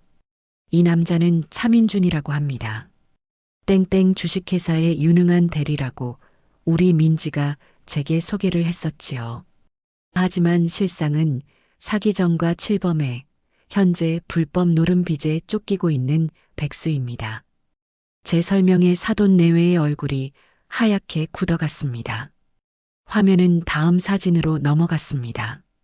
민지와 차민준이 한적한 공원 주차장에서 만나는 모습, 민지가 차민준에게 돈 봉투를 건네는 모습들이 차례대로 화면을 채웠습니다. 두 사람은 아주 오래전부터 알고 지낸 고향 선후배 사이더군요. 그리고 제게 뺑소니 누명을 씌우고 제 재산을 가로채기 위해 아주 치밀한 계획을 함께 세웠습니다. 사부인, 이게 도대체 무슨... 우리 민지가 그럴 리가 없습니다. 분명 무슨 오해가...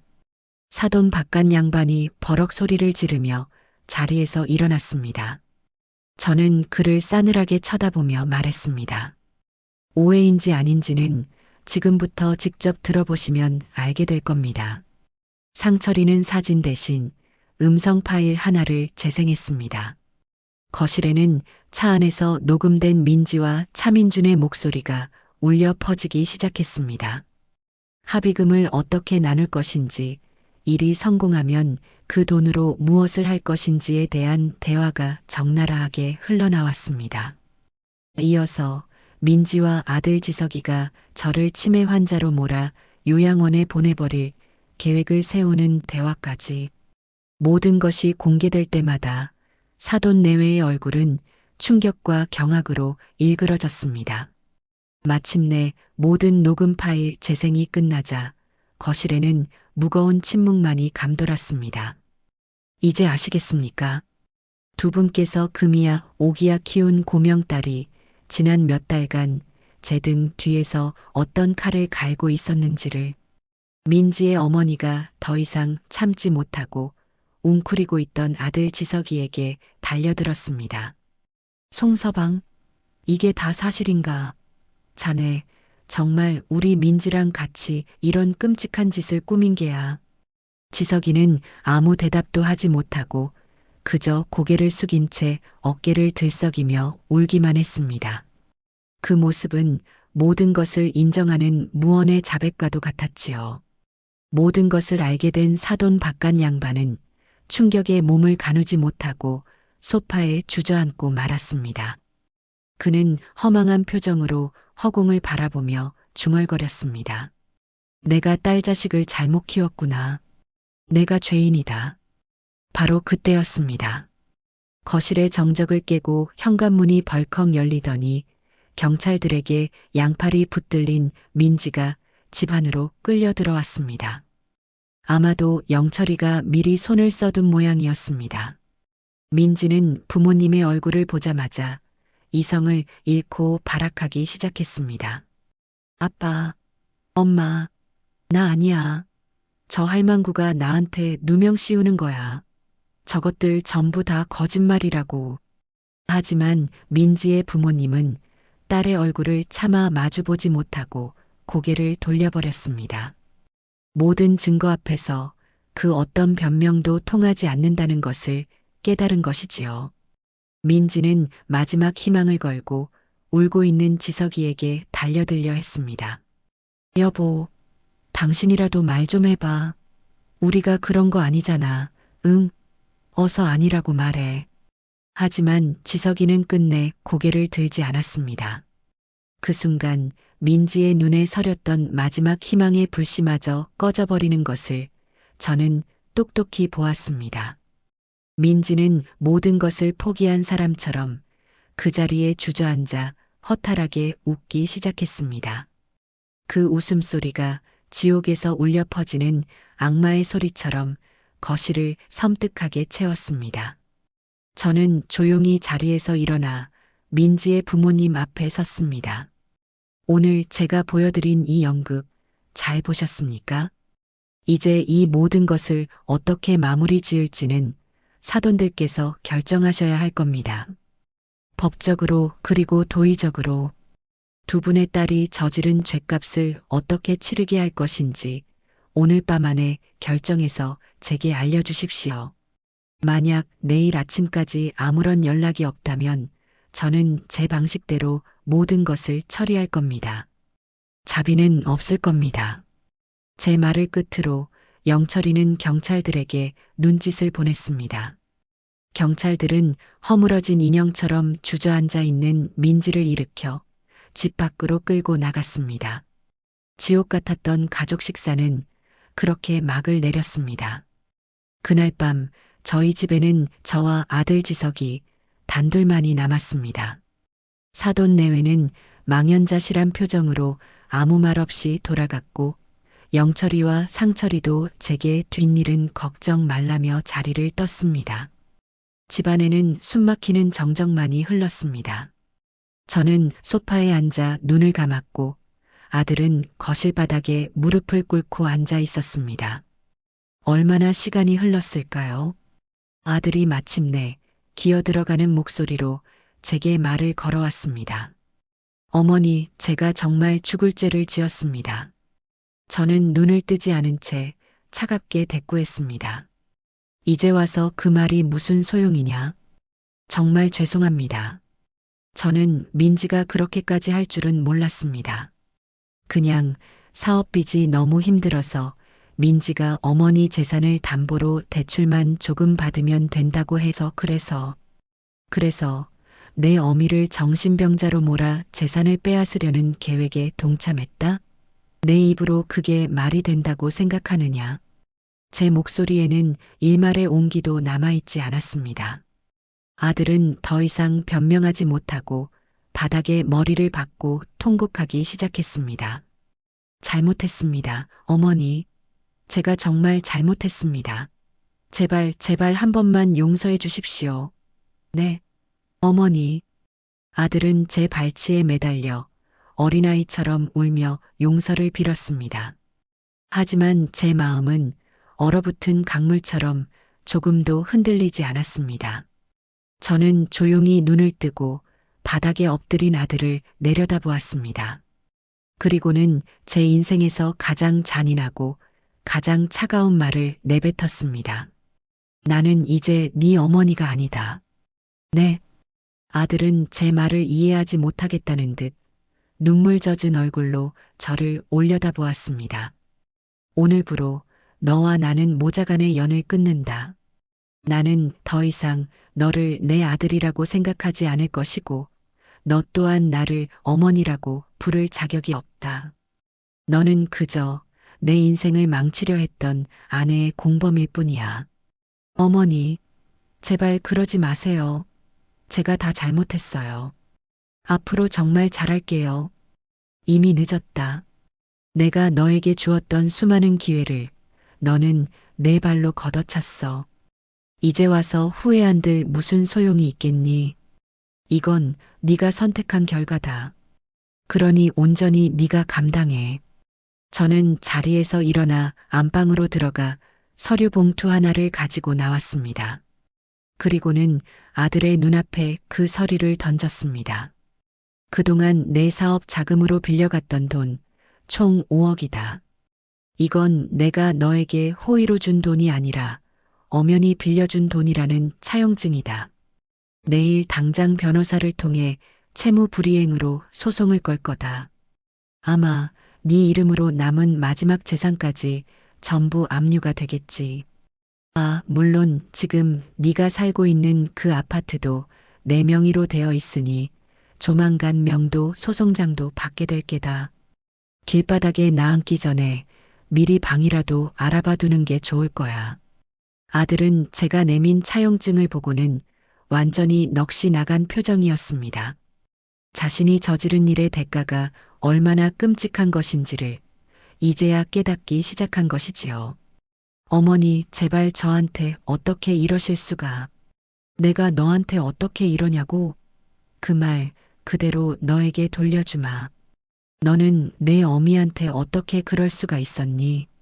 저는 더 이상 아들과 말을 섞고 싶지 않았습니다. 제 인생에서 송지석이라는 이름은 이제 완전히 지워졌습니다. 저는 제 방으로 들어가 문을 잠갔습니다. 문 밖에서는 아들의 절규와 통곡 소리가 한참 동안이나 이어졌지만 저는 귀를 막았습니다. 제 마음속에서는 그 어떤 동정심도 연민도 끌어오르지 않았습니다. 이것은 복수가 아니었습니다. 그저 모든 것을 제자리로 되돌려 놓는 정리일 뿐이었습니다. 다음 날 아침 저는 변호사를 만나 민지와 지석이에 대한 법적인 절차를 모두 위임했습니다. 민지에 대해서는 사기, 무고, 협박 등 가능한 모든 죄목을 적용해 최고 형량을 받게 해달라고 요청했습니다. 물론 합의나 선처는 일절 없을 것이라고 못 박았지요.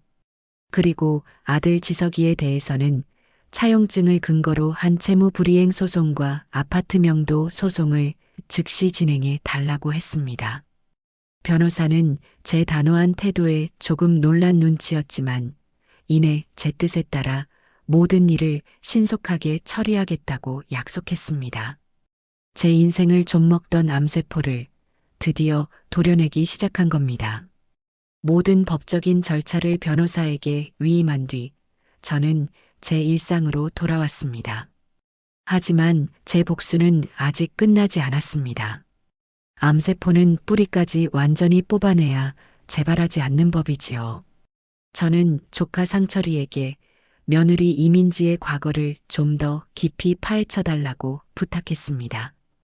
분명 이런 끔찍한 일을 벌인 것이 이번이 처음은 아닐 것이라는 확신이 들었기 때문입니다.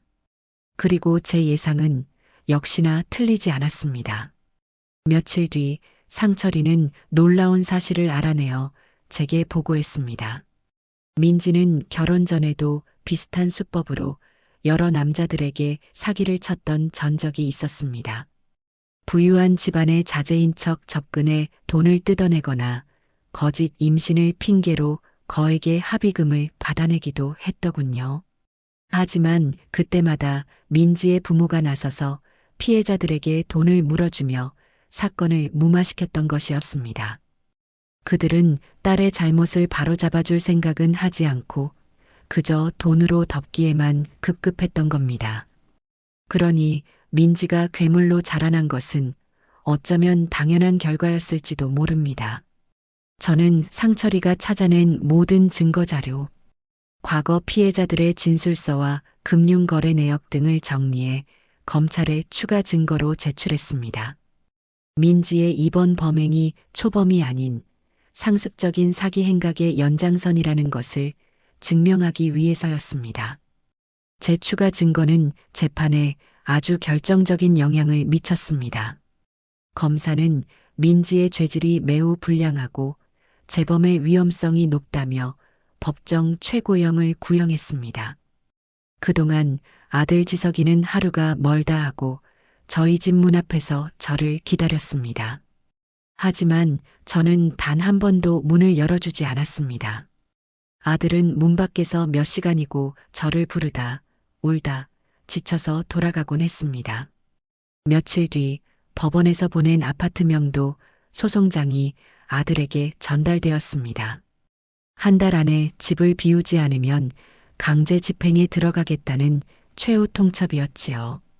모든 것을 잃게 될 위기에 처하자 아들은 거의 이성을 잃고 제 집 현관문을 부술듯이 두드리며 소리쳤습니다. 어머니, 문 좀 열어보세요. 제가 정말 다 잘못했어요.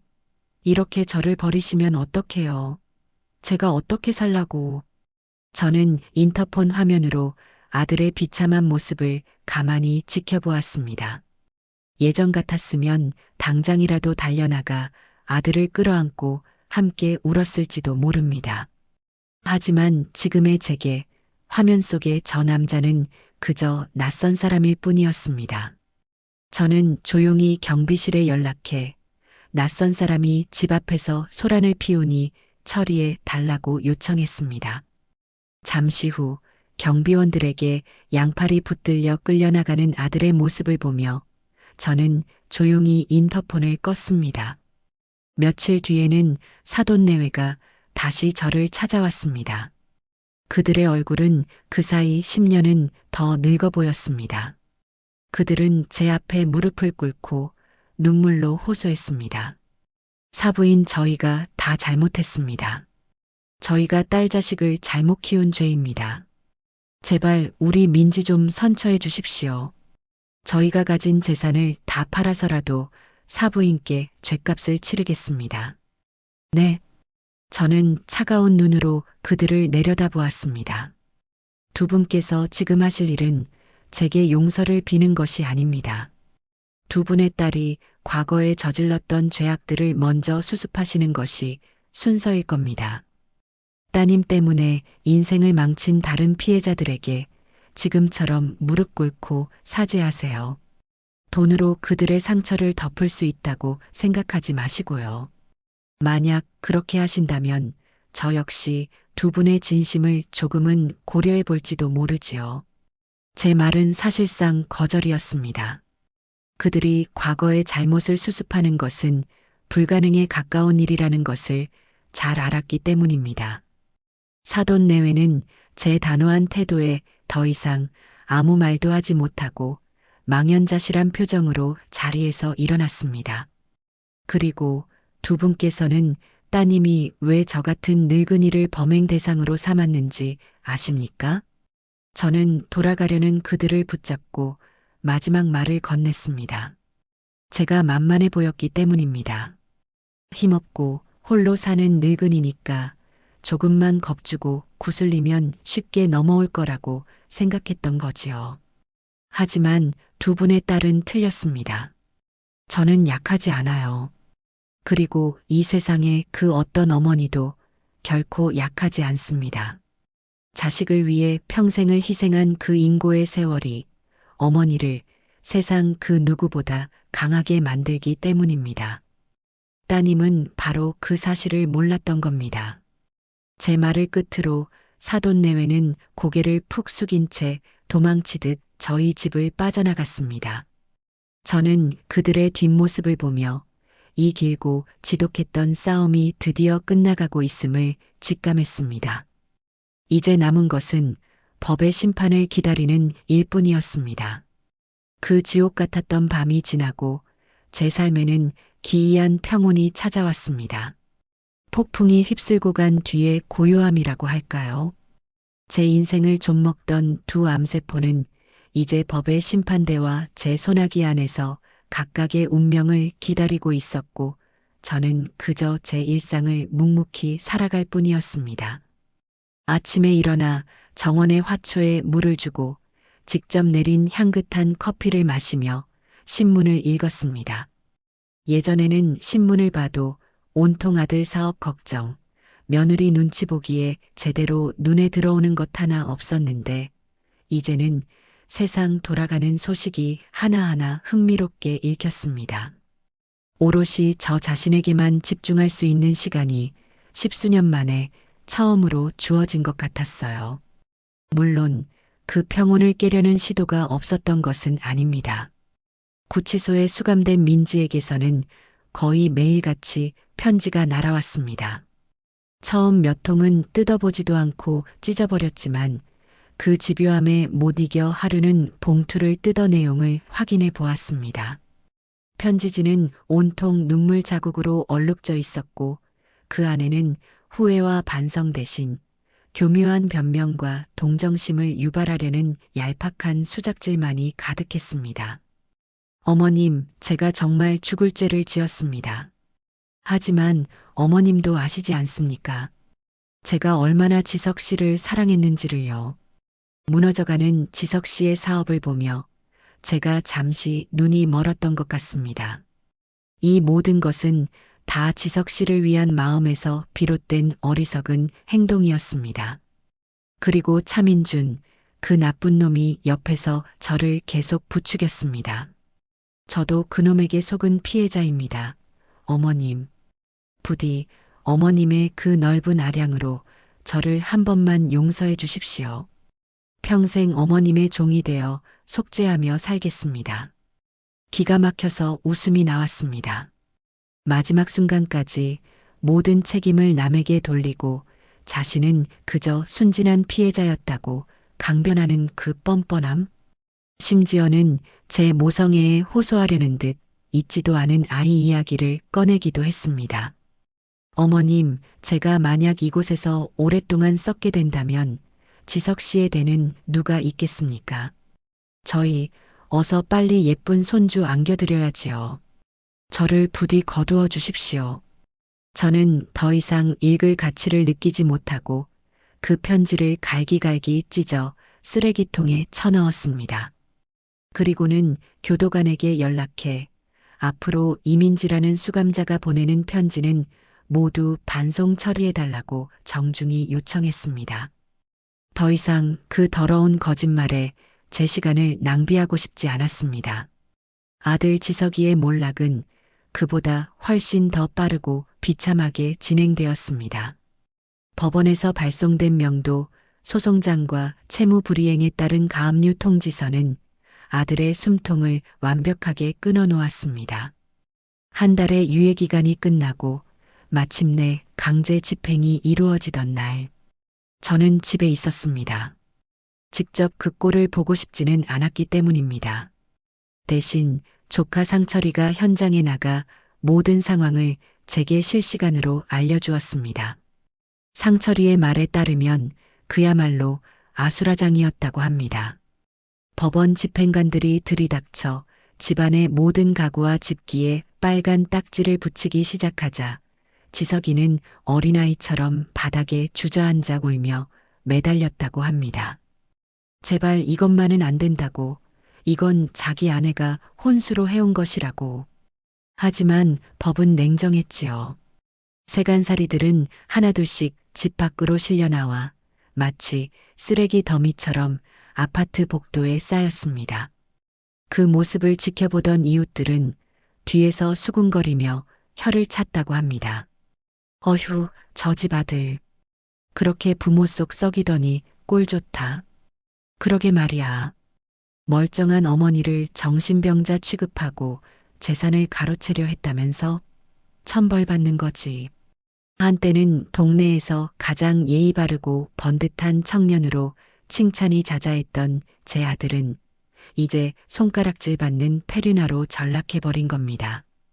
모든 짐이 밖으로 내보내지고 텅 빈 집에서 쫓겨난 지석이는 한참 동안이나 그 자리를 떠나지 못하고 망연자실한 표정으로 서 있었다고 합니다. 그 많던 친구들과 지인들 중 그 누구도 아들의 곁에 남아주지 않았습니다. 탐욕이라는 성에 갇혀 스스로를 고립시킨 자의 최후는 그렇게나 외롭고 비참했습니다. 며칠 뒤 저는 동네 시장에 장을 보러 나갔습니다. 제가 모습을 드러내자 저를 알아본 상인들과 이웃들이 웅성거리기 시작했습니다. 예전 같았으면 아드님은 잘 계시냐, 며느님이 참 곱다며 인사를 건넸을 그들이었지만 이제는 저를 안쓰럽다는 듯 혹은 존경스럽다는 듯한 눈빛으로 바라보았습니다. 늘 가던 생선가게 아주머니는 제게 다가와 조용히 제 손을 잡으며 말했습니다. 어르신, 그동안 마음고생이 얼마나 심하셨어요. 저희는 아무것도 모르고. 그래도 어르신이 이렇게 기운 차리셔서 정말 다행이에요. 나쁜 것들은 다 벌받게 되어 있어요. 힘내세요. 아주머니는 제 봉투에 싱싱한 고등어 한 마리를 더 뜯어 넣어 주었습니다. 저는 괜찮다고 손사래를 쳤지만 아주머니는 끝내 고집을 꺾지 않았습니다. 시장을 나오는 길, 저는 저를 향한 사람들의 시선이 더 이상 동정이나 연민이 아님을 깨달았습니다.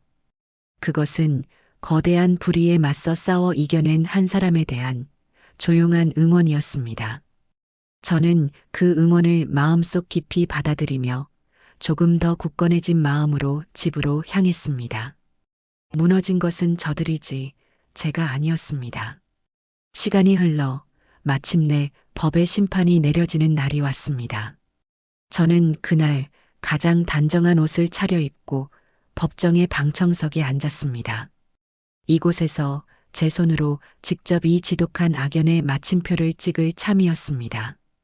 잠시 후 피고인석으로 들어서는 민지의 모습이 보였습니다. 구치소 생활에 지친 탓인지 예전에 화사했던 모습은 온데간데 없고 초췌하고 악의에 가득 찬 얼굴만이 남아 있었습니다. 민지는 방청석에 앉은 저를 발견하고는 저를 죽일 듯이 노려보았습니다. 하지만 저는 그 시선을 피하지 않고 담담하게 마주 보았습니다. 내 증오와 원망 따위는 이제 더 이상 내게 아무런 상처도 주지 못한다는 무언의 선언이었습니다. 재판은 제게 일방적으로 유리하게 진행되었습니다.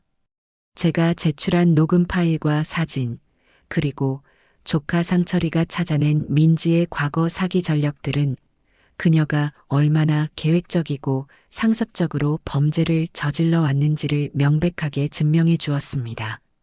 민지의 변호사는 어떻게든 형량을 줄여보려 그녀가 남편의 빚 때문에 어쩔 수 없이 저지른 우발적인 범행이었다고 주장했지만 검사는 코웃음을 쳤습니다.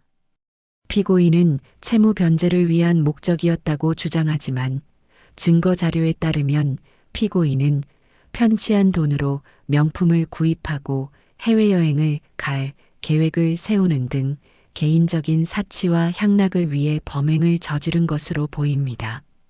또한 자신의 시어머니를 정신병자로 몰아 사회적으로 매장시키려 한 그 수법이 매우 잔인하고 반인륜적입니다. 피고인은 마지막 순간까지도 자신의 잘못을 뉘우치기는커녕 모든 책임을 남에게 전가하며 반성의 기미를 보이지 않고 있습니다. 이에 본 검사는 피고인 이민지에게 사기, 무고, 존속 협박 및 명예훼손 등의 혐의를 적용하여 징역 15년을 구형하는 바입니다. 15년. 검사의 구형이 떨어지는 순간 민지는 이성을 잃고 피고인석에서 발악하기 시작했습니다. 아니야. 이건 전부 다 거짓말이야. 저 할망구가 나를 함정에 빠뜨린 거라고. 판사님, 저는 억울합니다. 법정 경위들이 달려들어 민지의 입을 막고 끌어내려 했지만 그녀는 끝까지 소리를 지르며 저항했습니다. 그 추악한 모습을 지켜보며 저는 어떤 감정도 느끼지 못했습니다. 그저 자기가 싼 똥을 치우지 못해 발버둥 치는 벌레 한 마리를 보는 듯한 기분이었습니다. 잠시 법정이 소란스러워진 뒤 판사가 자리에서 일어나 최종 판결을 내렸습니다. 피고인 이민지는 자신의 시어머니이자 법적 존속인 피해자를 상대로 금전을 편취할 목적으로 계획적인 범죄를 저질렀으며 그 과정에서 피해자의 인격과 명예를 심각하게 훼손하였다. 죄질이 매우 불량하고 반성의 기미가 없어 엄중한 처벌이 불가피하다. 이에 피고인 이민지에게 징역 12년을 선고한다. 땅, 땅, 땅. 판사의 의사봉 소리가 법정 안에 울려 퍼지는 순간 민지는 다리에 힘이 풀린 듯 그 자리에 주저앉아 통곡하기 시작했습니다. 12년. 그녀의 인생에서 가장 빛나야 할 30대와 40대를 꼼짝없이 차가운 감옥 안에서 보내게 된 것입니다. 그것이 바로 자신의 욕망을 위해 타인의 인생을 짓밟으려 한 자에게 내려진 가장 공정한 대가였습니다. 저는 조용히 법정을 빠져나왔습니다. 밖으로 나오자 저를 기다리고 있던 변호사가 다가와 서류 봉투 하나를 건넸습니다. 사모님, 차민준에 대한 민사소송 결과가 나왔습니다. 우리가 청구한 손해배상액 전액을 지급하라는 판결이 내려졌습니다. 물론 그자가 당장 돈을 갚을 능력은 없겠지만 앞으로 그놈이 벌어들이는 모든 수입에 대해 우리가 가장 먼저 압류를 걸 수 있게 되었습니다. 평생 사모님께 빚을 갚으며 살아야 할 겁니다. 수고 많으셨습니다, 변호사님. 마지막 남은 찝찝한 가시 하나까지 완벽하게 제거된 순간이었습니다. 이제 정말 모든 것이 끝났습니다. 저는 변호사에게 마지막으로 한 가지를 더 부탁했습니다. 그리고 송지석 씨와의 법적인 관계를 정리하고 싶습니다. 더 이상은 제 자식이 아닌 그저 남으로 살게 하고 싶습니다. 변호사는 제 말뜻을 즉시 알아차렸습니다. 친자 관계를 법적으로 단절하는 것. 그것은 어미가 자식에게 내릴 수 있는 가장 무서운 형벌이었습니다. 쉽지 않은 결정이셨을 텐데. 알겠습니다, 사모님. 필요한 서류를 준비해서 최대한 빨리 절차를 진행하도록 하겠습니다. 저는 고개를 끄덕였습니다. 마음 한구석이 시큰거렸지만 후회는 없었습니다. 썩은 가지는 더 늦기 전에 잘라내야만 나무 전체가 건강하게 살아남을 수 있는 법이니까요. 제 인생이라는 나무를 지키기 위해 저는 기꺼이 아픈 가지를 잘라내기로 결심했습니다. 법원 앞 계단에 서서 파란 가을 하늘을 올려다보았습니다. 오랫동안 저를 짓누르던 무거운 먹구름이 걷히고 눈부신 햇살이 쏟아져 내리는 것 같았습니다. 모든 법적인 절차가 마무리된 며칠 뒤, 저는 아주 특별한 저녁 식사를 준비했습니다. 이 길고 외로운 싸움에서 제 곁을 묵묵히 지켜준 두 사람을 위한 자리였습니다. 퇴직 형사 친구인 박영철과 든든한 조카 상철이. 두 사람이 없었다면 저는 이 모든 것을 이겨내지 못했을지도 모릅니다. 저는 오랜만에 실력 발휘를 해 갈비찜과 잡채, 손수 빚은 만두까지 푸짐하게 한 상을 차려냈습니다. 이야, 교장 선생님. 이게 얼마 만에 받아보는 진수성찬이요. 아주 임금님 수라상도 부럽지 않구만. 영철이는 너털 웃음을 터뜨리며 가장 큰 갈빗대 하나를 집어들었습니다. 상철이 역시 뭐가 그리 좋은지 싱글벙글 웃으며 제게 술잔을 채워 올렸지요. 이모, 정말 고생 많으셨어요. 이제 두 발 뻗고 편히 주무세요. 고생은 너희들이 했지. 니들이 아니었으면 나는 지금쯤 아마 요양원 침대에 누워 창밖만 하염없이 바라보고 있었을 게다. 에이, 무슨 말씀을요. 이모가 어떤 분인데요? 저희가 없었어도 어떻게든 다 이겨내셨을 거예요. 우리는 서로의 잔을 부딪히며 지나간 시간들을 이야기했습니다. 아슬아슬했던 순간들, 통쾌했던 순간들. 그 모든 것이 이제는 웃으며 말할 수 있는 추억이 되었습니다. 한참 동안이나 이야기꽃을 피우던 영철이가 문득 진지한 표정으로 제게 물었습니다. 그런데 아들 녀석은 어쩔 셈이요? 내가 듣기로는 지금 찜질방이랑 고시원을 전전하면서 아주 비참하게 살고 있다던데. 그래도 마지막으로 한번 만나봐야 하지 않겠소? 저는 조용히 고개를 저었습니다. 아니, 그럴 생각 없네. 내가 그 아이에게 해줄 수 있는 마지막 배려는 더 이상 그 아이의 인생에 관여하지 않는 것이라고 생각하네. 이제부터는 스스로의 힘으로 일어서든 주저앉든 온전히 제 몫이지. 제 단호한 대답에 영철이는 더 이상 아무 말도 하지 않고 그저 고개를 끄덕였습니다. 우리는 밤늦도록 술잔을 기울였습니다. 집안에는 오랜만에 웃음소리가 가득했습니다. 더 이상 그 누구의 눈치도 볼 필요 없이 오롯이 저 자신을 위한 시간을 보낼 수 있다는 사실이 꿈만 같았습니다. 그날 이후 저는 제 삶을 정리하고 새로운 시작을 준비하기 시작했습니다. 가장 먼저 한 일은 남편의 유품이자 이 모든 사건의 발단이 되었던 제 차를 처분한 것이었습니다. 중고차 매매상에게 차를 넘기고 돌아서는 길 시원섭섭한 마음이 들었지만 한편으로는 무거운 족쇄를 풀어버린 것처럼 몸이 가벼워지는 것을 느꼈습니다. 그리고 그 돈에 제 비자금을 보태 아주 특별한 차를 한 대 구입했습니다. 바로 집처럼 모든 시설이 갖춰진 최신형 캠핑카였습니다. 사모님, 정말 이 차로 결정하신 거 맞으세요? 혼자 여행 다니시기에는 좀 크지 않을까요? 자동차 판매 직원이 의아하다는 듯 제게 물었습니다. 저는 웃으며 대답했지요. 아니요. 내 남은 인생을 담기에는 이 정도 크기도 모자랄 것 같네요. 새하얀 캠핑카의 운전석에 앉아 핸들을 잡는 순간 제 심장이 다시 뛰기 시작하는 것을 느꼈습니다. 더 이상 저를 과거에 묶어둘 것은 아무것도 없었습니다. 이제 이 차를 몰고 제가 가고 싶은 곳 어디든 자유롭게 떠날 겁니다. 그리고 마지막으로 아들 지석이가 살던 아파트를 처분한 돈을 정리했습니다. 저는 그 돈을 들고 제가 평생을 봉직했던 학교에 찾아갔습니다. 그리고는 교장 선생님께 가정 형편이 어려운 학생들을 위한 장학금으로 써달라며 거액의 돈을 기부했습니다. 아이고, 한 선생님, 이렇게 큰 돈을 정말 고맙습니다.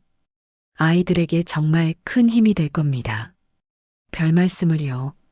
더러운 곳에 쓰일 뻔했던 돈인데 좋은 곳에 쓰이게 되었으니 오히려 제가 더 기쁩니다. 돈은 그 자체로 선하거나 악한 것이 아니라고 생각합니다. 그 돈을 어떻게 사용하느냐에 따라 그 가치가 결정되는 것이지요. 제 인생을 망칠 뻔했던 더러운 돈을 이제 막 피어나는 아이들의 꿈을 위한 걸음으로 되돌려주는 순간 저는 제 영혼이 정화되는 듯한 기분을 느꼈습니다. 모든 정리를 마친 저는 이제 정말 떠날 준비가 되었습니다. 다음 날 새벽 저는 동이 트기도 전에 눈을 떴습니다. 제 인생의 새로운 장이 시작되는 첫날이었습니다. 저는 간단하게 짐을 챙겨 새로 산 캠핑카에 올랐습니다. 시동을 걸자 아주 부드럽고 힘찬 엔진음이 저를 반겼습니다. 저는 망설임 없이 동쪽을 향해 핸들을 돌렸습니다. 제 인생의 첫 번째 일출을 제 눈으로 직접 보고 싶었기 때문입니다. 고속도로를 달리는 내내 제 입가에서는 미소가 떠나지 않았습니다. 창밖으로 스쳐 지나가는 풍경들, 라디오에서 흘러나오는 경쾌한 음악, 이 모든 것이 제 새로운 시작을 축복해주는 것만 같았어요. 몇 시간을 달려 마침내 동해의 한적한 해변에 도착했습니다. 저는 차를 세우고 간이 의자를 꺼내 백사장에 앉았습니다. 차 안에서 직접 내린 따뜻한 커피를 한 모금 마시자 온몸에 온기가 퍼져나갔습니다. 잠시 후 수평선 넘어가 서서히 붉게 물들기 시작했습니다. 그리고 마침내 거대한 불덩이 같은 태양이 어둠을 뚫고 장엄하게 솟아올랐습니다. 그 눈부신 광경을 바라보며 저는 저도 모르게 눈물을 흘렸습니다. 지난날의 서러움과 아픔이 저 붉은 태양빛에 녹아내려 정화되는 것만 같았어요. 그래, 해는 저렇게 매일 다시 떠오르는 것이었다. 내 인생도 오늘 저 해처럼 다시 떠오르는 거야. 저는 그곳에서 며칠을 더 머물렀습니다. 아침에는 바닷가를 산책하고 낮에는 책을 읽거나 낮잠을 잤습니다. 저녁에는 작은 모닥불을 피워놓고 밤하늘의 별을 보며 와인을 마셨지요. 그 누구의 방해도 받지 않는 오롯이 저 자신만을 위한 시간이었습니다. 여행을 하던 중 저와 비슷한 처지의 사람들을 만나 새로운 인연을 맺기도 했습니다. 남편과 사별하고 홀로 전국을 여행 중이라는 동갑내기 친구를 만나 며칠 동안 함께 캠핑을 하며 서로의 아픔을 나누고 위로했습니다. 스쿠터 한 대로 전국 일주를 하고 있다는 젊은 청년들에게는 따뜻한 밥 한 끼를 차려주기도 했지요. 그들은 저를 어머니가 아닌 멋진 누님이라고 불러주었습니다. 저는 더 이상 누군가의 아내, 누군가의 어머니로 불리지 않았습니다. 저는 그저 제 이름 석자, 한명숙으로 불렸습니다. 그리고 그 사실이 저를 너무나도 행복하게 만들었습니다. 제 인생의 운전대는 처음부터 제 손에 쥐어져 있었던 겁니다. 잠시 길을 잃고 낯선 이에게 운전대를 빼앗길 뻔했지만 결국 저는 제 운전대를 되찾았습니다. 오늘 저는 남쪽의 따뜻한 도시를 향해 다시 차를 몰고 있습니다. 이 길이 어디로 이어질지, 그 끝에는 무엇이 기다리고 있을지 저는 알지 못합니다. 하지만 한 가지는 확실합니다. 저는 더 이상 두렵지 않습니다. 제 옆자리에는 지난날의 상처와 눈물 대신 자유와 희망이 함께 타고 있으니까요. 제2의 인생, 그 눈부신 여정은 이제 막 시작되었습니다.